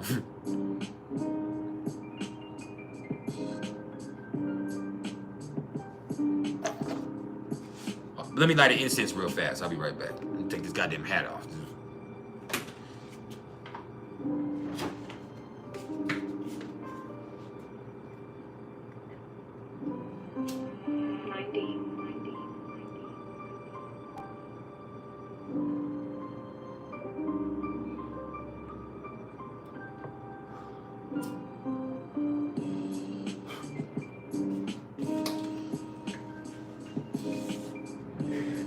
That was my pleasure. That was my pleasure.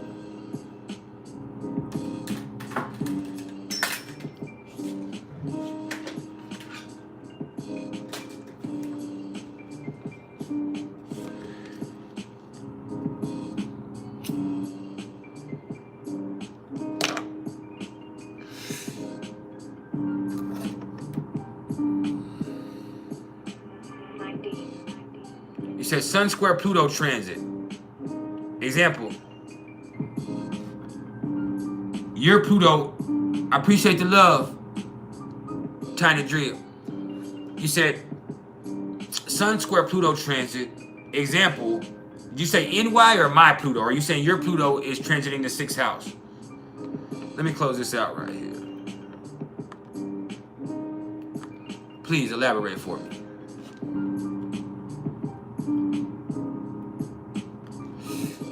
You said, how is the energy, the conflicting energy generated by an opposition different from that of a square? Is it essentially the same? It's not.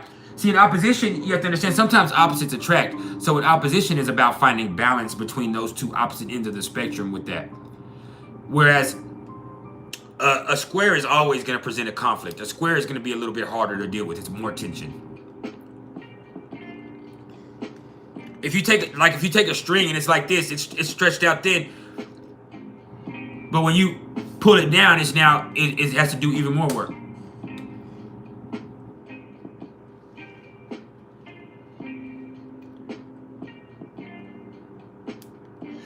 So let's look at it from that perspective. Now you said, let me look at this, what this says right here. Yeah. How come you gotta tell me my sleeve was sticking out and shit? Now, let me get back to what you said right here. You said, my chat is not letting me see everything, so it's just be patient with me. You said your Sun square Pluto transit. Well, you're having some stuff go on that's especially with Pluto in the 6th house. Your Pluto's in the 6th house, and the Sun, the Sun is transiting that for a few days. You're making some changes in your habits, or you might have some challenging days in your health where you're gonna have to be a little bit more careful, or a little bit more conscious, or you might not feel real great,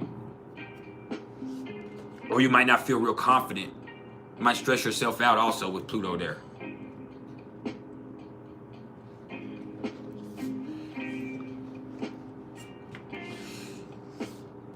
That's another way I would look at that, Miss Blessed.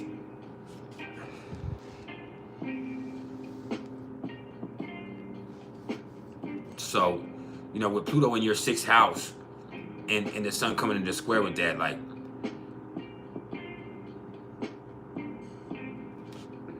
now you got me confused. You saying your Pluto is transiting your 6th house. Your Pluto is not transiting your 6th house. Pluto can be now you can make it, I can understand. Your Sun can be square to, the Sun can be square to Pluto, but transit Pluto is transiting your 6th house, not your Pluto, because transit Pluto is the same Pluto for everybody. So you have Pluto you're saying Pluto at 28 degrees of Capricorn right now is in your 6th house, is what you're saying. And it's square to your natal Sun. So it's kind of backwards.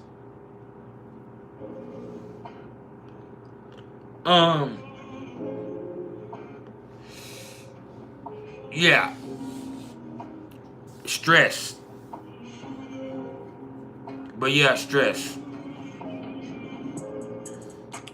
Pluto and Capricorn in your 6th house, stress, man. The stress that you put on yourself, it not only does it could be health issues, but it makes it hard for you to feel confident and enjoy life even. It's really messing with your quality of life right now. So you're gonna have to make some changes essentially for you to get stronger.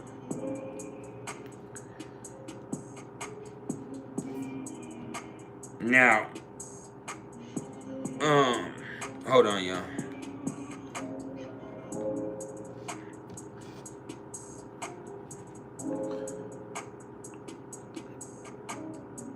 I appreciate the love, Heather.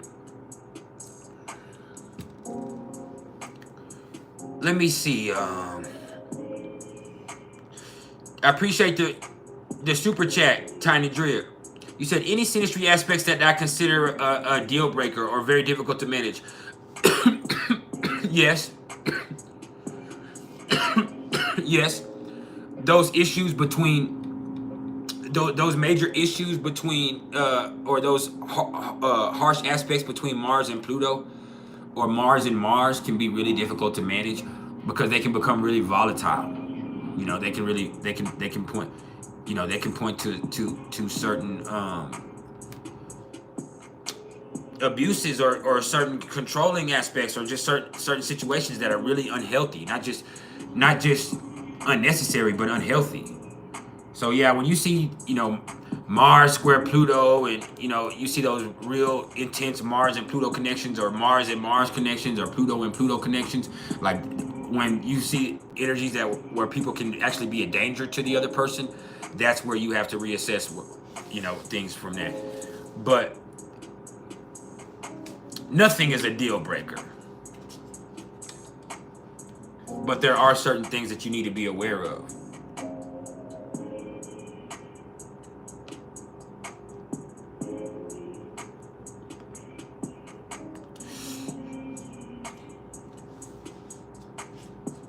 For real.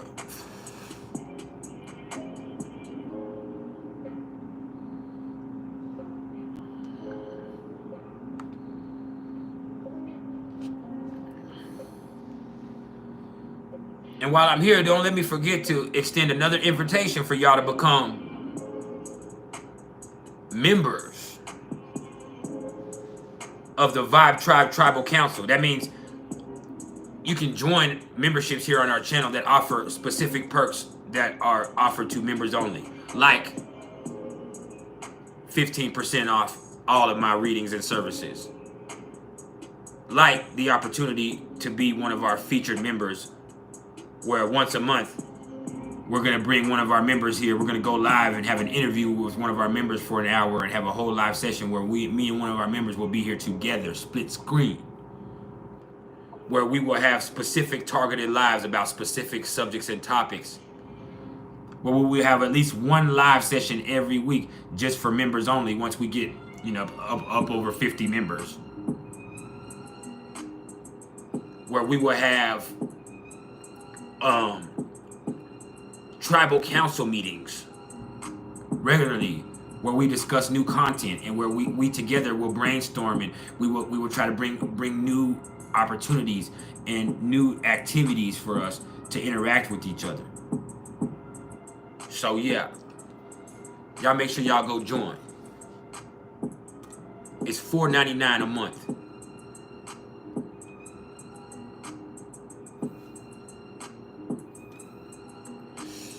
It's not invested in me, it's invested in you. This is priceless knowledge of self. I don't think you hear me though. So yeah. The floor is still open for any questions y'all may have.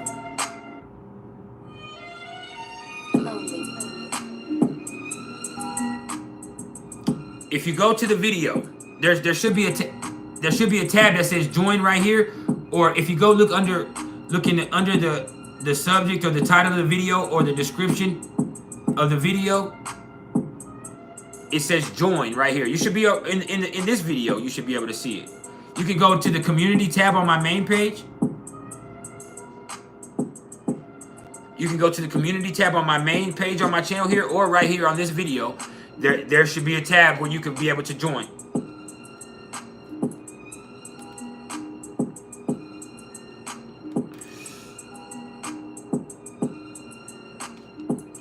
Look in the title of the video in the description, and there's somewhere around there down in here. Now I'm hosting a live, so my screen looks different than yours, but I can see a join tab right here on mine, and I can't join because it's my channel. So you should be able to, right beside my picture, the icon, there should be a join tab where you can click on that and join, and it will also specifically lay out what perks come with becoming a member. And we will add different levels of membership later on when we get more members.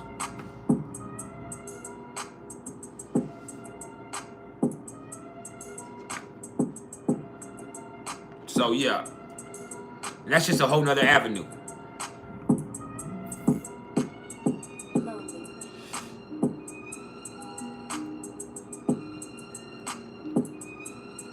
We will have study sessions also, just like we had this Synastry Symposium. Now this was a client sponsored thing, and I'm offering this regularly. If anybody wants to have their chart featured, either me to read their natal chart here, which is going to cost more than just to get a regular natal chart reading, or to be featured like this Synastry reading was, that is a service that I will now offer also. You want to sponsor this session? You want to sponsor us to use your chart as a case study like we did here today. Hey, it is. As you can see, with Synastry, I leave no stone unturned. I mean, I'm the best at what I do anyway, but I'm just tooting my own horn. Toot, toot. But yeah, we're still here for any questions y'all may have for just a little bit longer.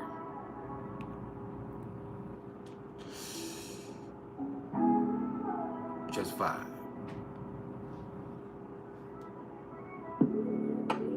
Everything is vibration.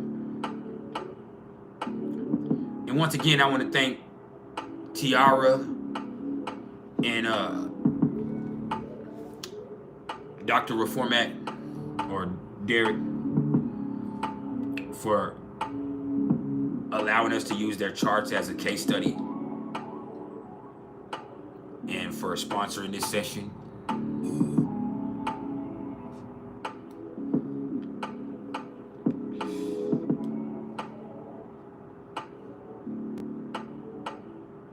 They paid a pretty penny for this, but this was priceless. 5.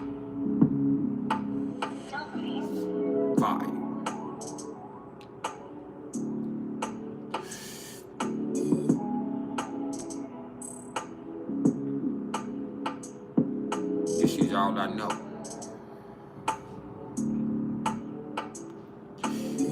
Synastry question.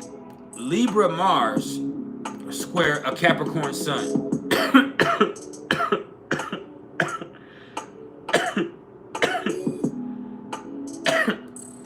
Well, a Libra Mars is easily influenced and over-conciliatory. And a Capricorn Sun wants to be in charge. So you see that? Now, the Libra Sun feels like they're always acquiescing and somebody's running their life. So that presents a problem because the Libra Sun feels like they're always reacting to circumstance, or they're always having to defend themselves, or they're always having to stand up for themselves because that Capricorn Sun done took control. But that's what you asked for, ain't it? That's what you wanted, ain't it? And that square from Mars and the Sun ends up being a problem. Now, they can be sexy to each other, they can be attracted to each other, but it ends up being conflict. It ends up being volatile. It ends up being a fight all the time because the Libra person is always feeling like they have to prove that they're not a bitch, or that they have to stand up for themselves, or they have to fight back, or they have to, you know, and it's just because they didn't assert what they wanted off the rip, and the Capricorn person took control of the situation. Well, you should have asserted yourself. You should have did what you wanted. I did. So look at it like that. Dopamine. I need like several people to hit my like button right now.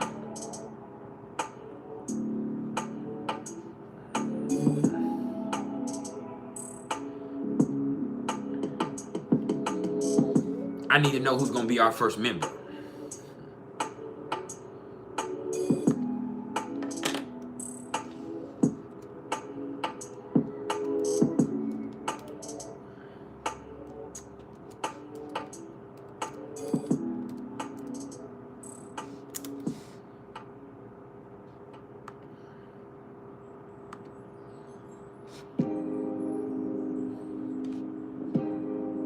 Bianca Montgomery.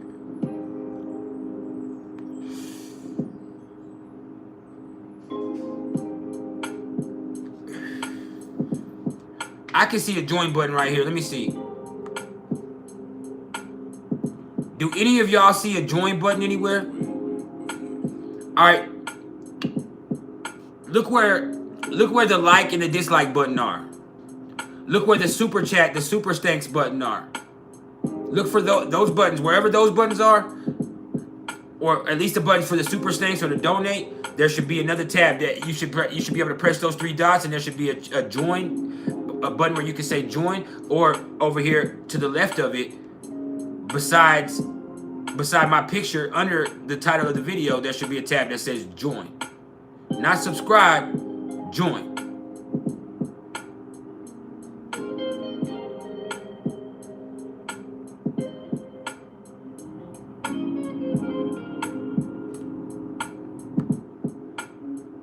Let me see what happens if I press it.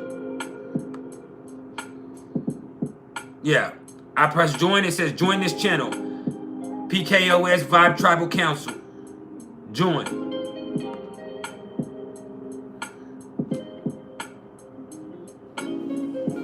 should definitely be a button to join.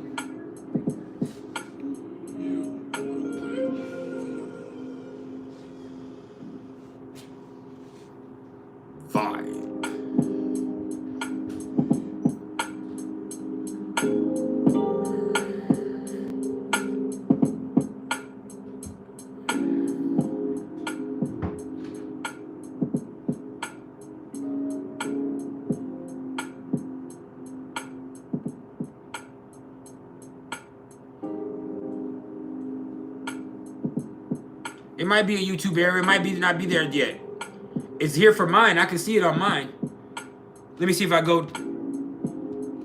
look at the live from another perspective. Let me look from my phone. Let me look from my phone. Let me look from my phone.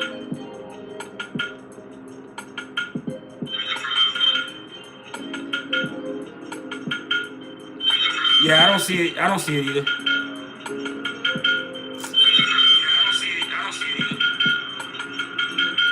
Okay, so what you do is go. I would go to my channel then. I would go to the community tab on my channel and try. Have you tried to do that? Let me see what happens if I go to the community tab on my channel.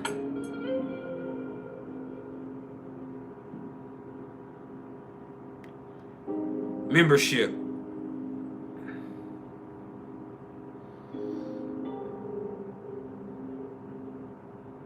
Is there a membership tab?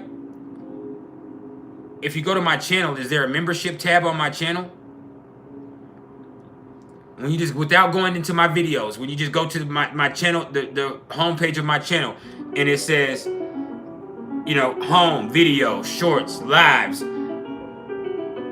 It should say membership channel about in the community or in the about section of my channel.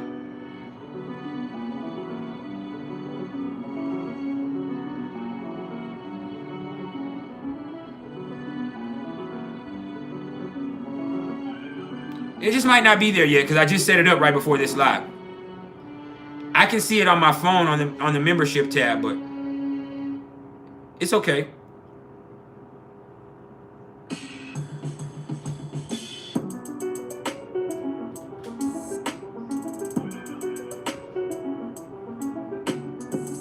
Just might not be there yet. Oh, she sees it.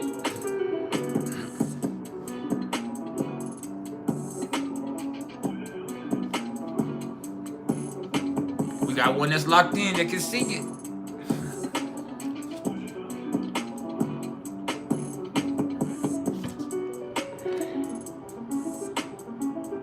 I'm feeling that.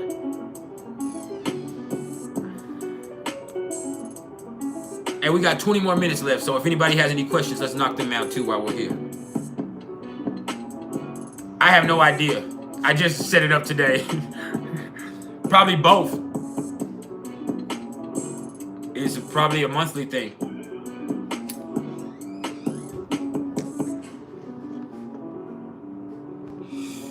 I wouldn't know. You could wait till you got it. You know, I'm just like, the option is available.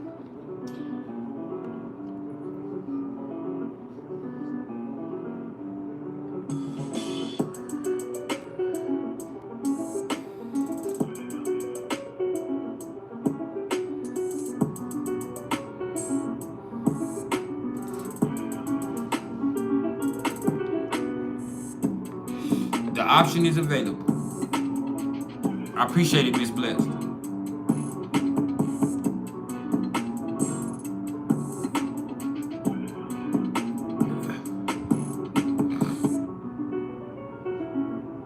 Hey, you don't gotta explain to me, we good.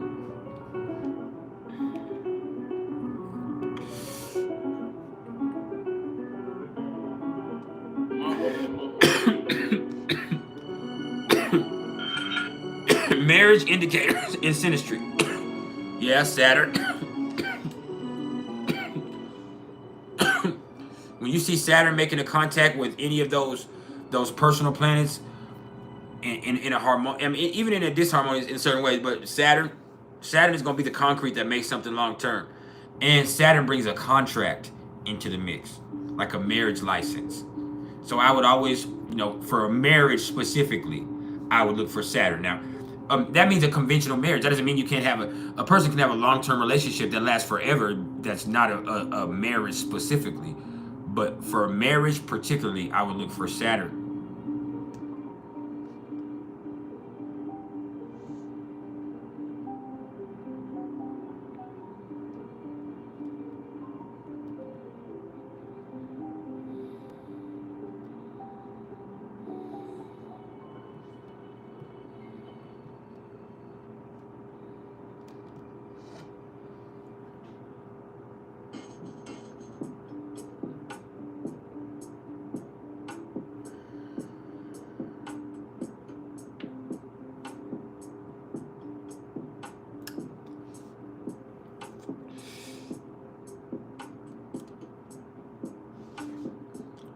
So I was thinking, I'm thinking about asking the doctor if he would like to come on for a few minutes, just not today, but within the next few weeks, since we did the synastry, just to introduce. He might or he might not. I haven't talked to him in a while, so I'm thinking about asking him.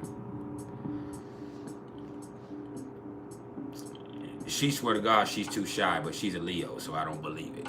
But we'll see. Now, Bianca Montgomery, you said Sag Pluto conjunct Scorpio Venus and how it's being affected by the current retrograde. Well, it depends on what aspect. I mean, the current retrograde is going to eventually, at some point, square your Venus. And, Venus in Leo square that Venus in Scorpio. That is a person feeling like, it's some deep issues coming up, but it's because a person is feeling like their needs aren't being met, or it feels like that another person is being untrustworthy, even. And then with Sag Pluto conjunct to that means that we're in those later degrees. So you're really away from that retrograde right now. So there might have been some insecurities that came up that might have made a person think that there was better options out there. See, that's what happens with Sag Pluto, is people are always looking somewhere else for something that they've always had. And the realization of that is a spiritual experience. So with that Sag Pluto conjunct that Venus in Scorpio, but Venus in Leo triggering that in between there the last few weeks, you could have some insecurities that made you feel like you might need to look for a better option. That doesn't mean you did, but the thought could have crossed your mind. Now, how you handled that, or how that person handled that, is everything.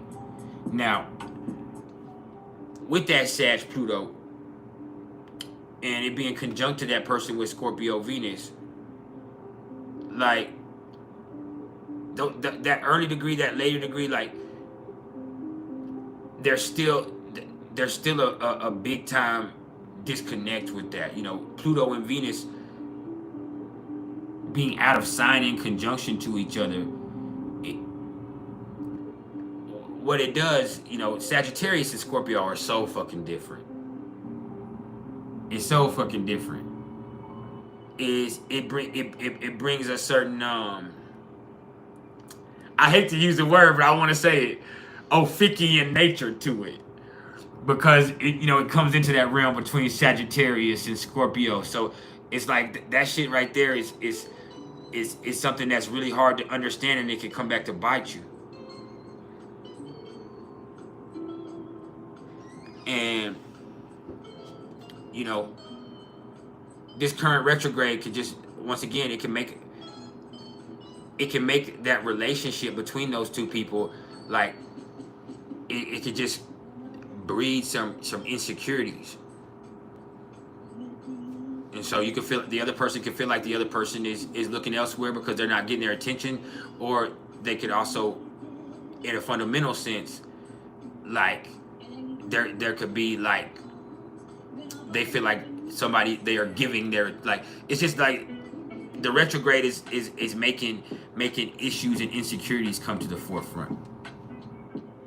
It shakes the confidence within that union. And then But you're already past that, really. The retrograde effect in that's over with. Because when you see that Sagittarius Pluto conjunct Scorpio Venus, that means that they're in those later degrees. So we're either experiencing now or it's over with. Now, Kathy, you said in synastry, do planets falling in your 12th house make that part of your partner invisible to you? It could. It could. That's very interesting. That's one of the most interesting questions I've ever heard anybody ask. Yes. Absolutely.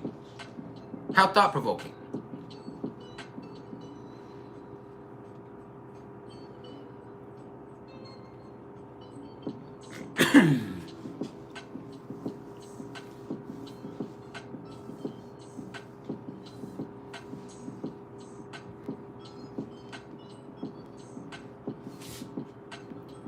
Never have Aquarius kids. My weird ass son. I heard something on the ground behind me and I'm like, what the hell is that sound? My weird ass son is slithering on the ground. He's trying not to disturb me in the video. So he's behind me slithering on the ground, fucking trying to sneak into the kitchen.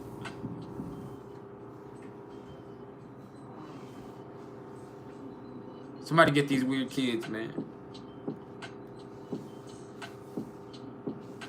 Hey, we got 13 more minutes. Let's make it count. Then we gotta go. We've been here for almost 4 hours this morning. And I'm tired, boss.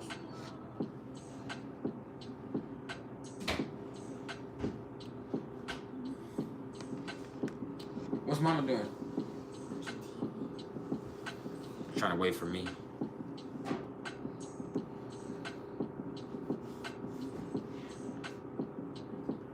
And I'm telling y'all now, I probably won't be back until, I might come Tuesday if I can, but I probably won't. I probably won't be back until Thursday.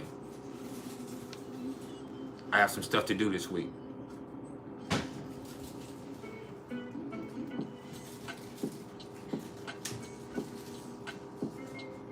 Their Mars is in your 8th house? Is that what you're trying to say as far as synastry? In Libra? Their Mars in Libra is in your 8th house?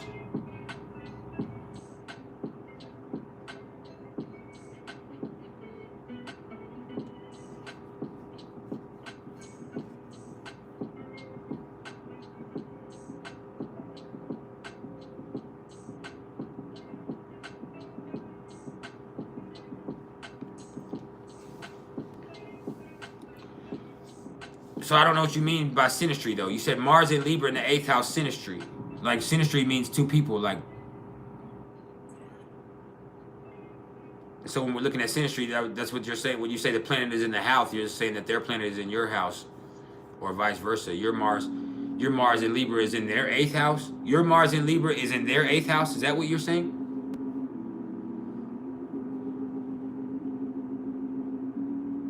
You fucking say you're fucking beautiful to him, and you turn him on. You say you're very attractive to that person.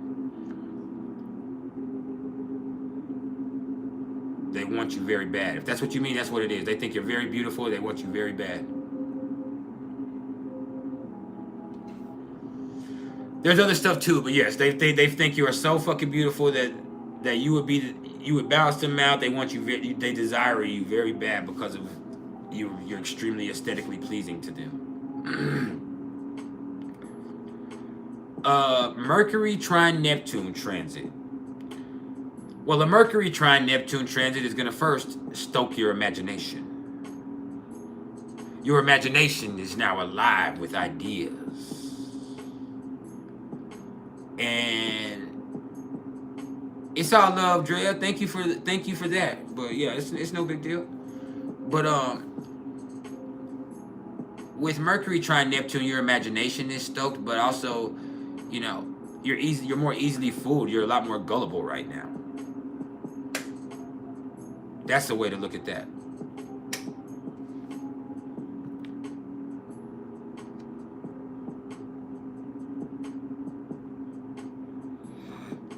That's the way to look at that.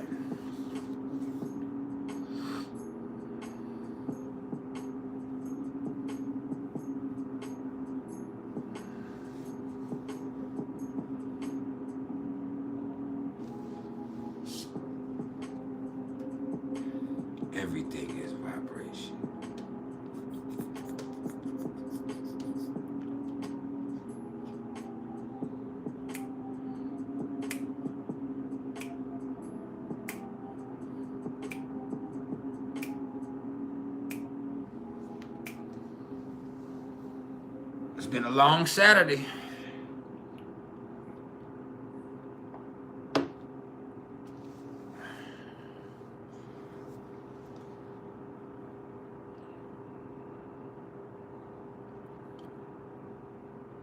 What y'all gonna do this weekend?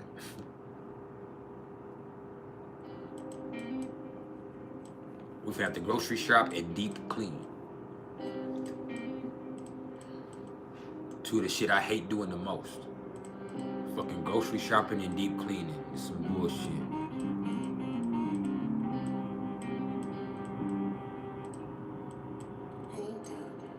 Bye.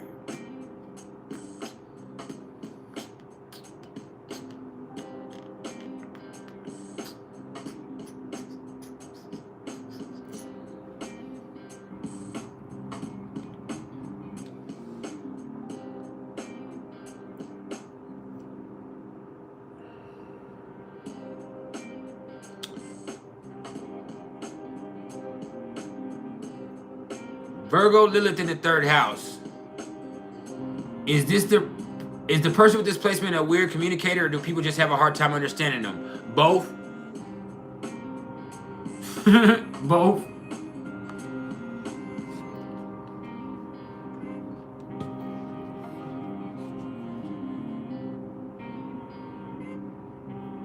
Both. They overthink everything. Their brain moves way faster than their mouth.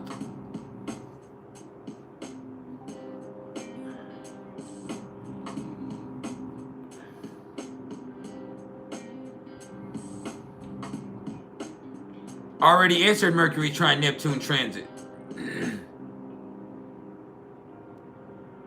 Mercury trine Neptune transit. I said the imagination will be stoked. And, you know, it's a great time for, nurturing the creative idea. But at the same time, you're a lot more gullible than usual. And you'll believe it. You believe just about anything right now.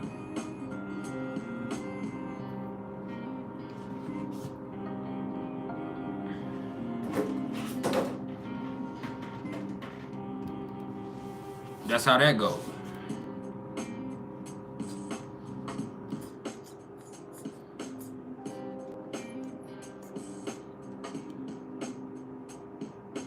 Five. Jador.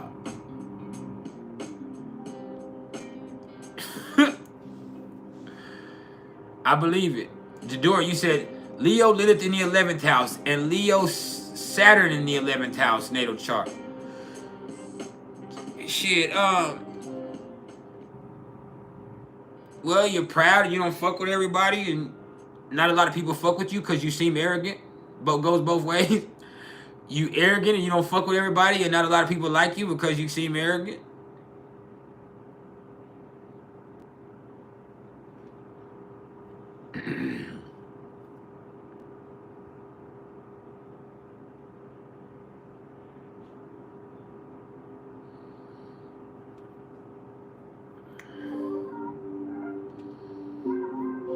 In so many ways and in so many words, all of that shit. So, hey, man, I'm finna go. I love y'all. I appreciate your love and support. We finna get up out of here. We've been here for 4 hours. I gotta pee. So, I appreciate everybody's love and support. I'll be back next week sometime. I love you. Don't do that. But I just appreciate everything, man. I love y'all so much. Thank you for being here with me. Thank you for tuning in to this Synastry special. I got to spend some time with my wife and my family. Hey, if you're interested in any Synastry readings, you need to get at me because obviously I'm the best. And I love you too, Miss Blessed. Bianca Montgomery and all your children. Stay up off the soap opera of life. Chill out a little bit. Tiny Drea, thank you. And hey man, y'all keep it trill till next time, man. We'll be back soon. We'll be back soon. We got the Aries moon this weekend.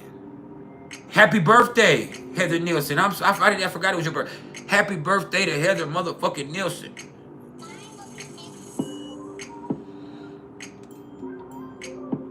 To the commish in this bitch.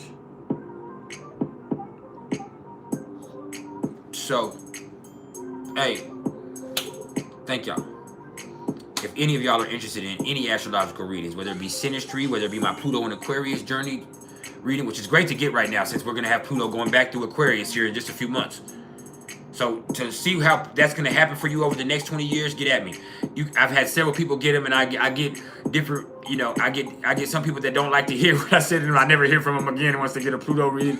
Some people, they're like, hey man, that was amazing. Other people, like, they don't know what to make of it, but hey, it is an assessment of Pluto's journey through Aquarius and all of the transits and aspects it's going to make to your personal planets over the next 20 years.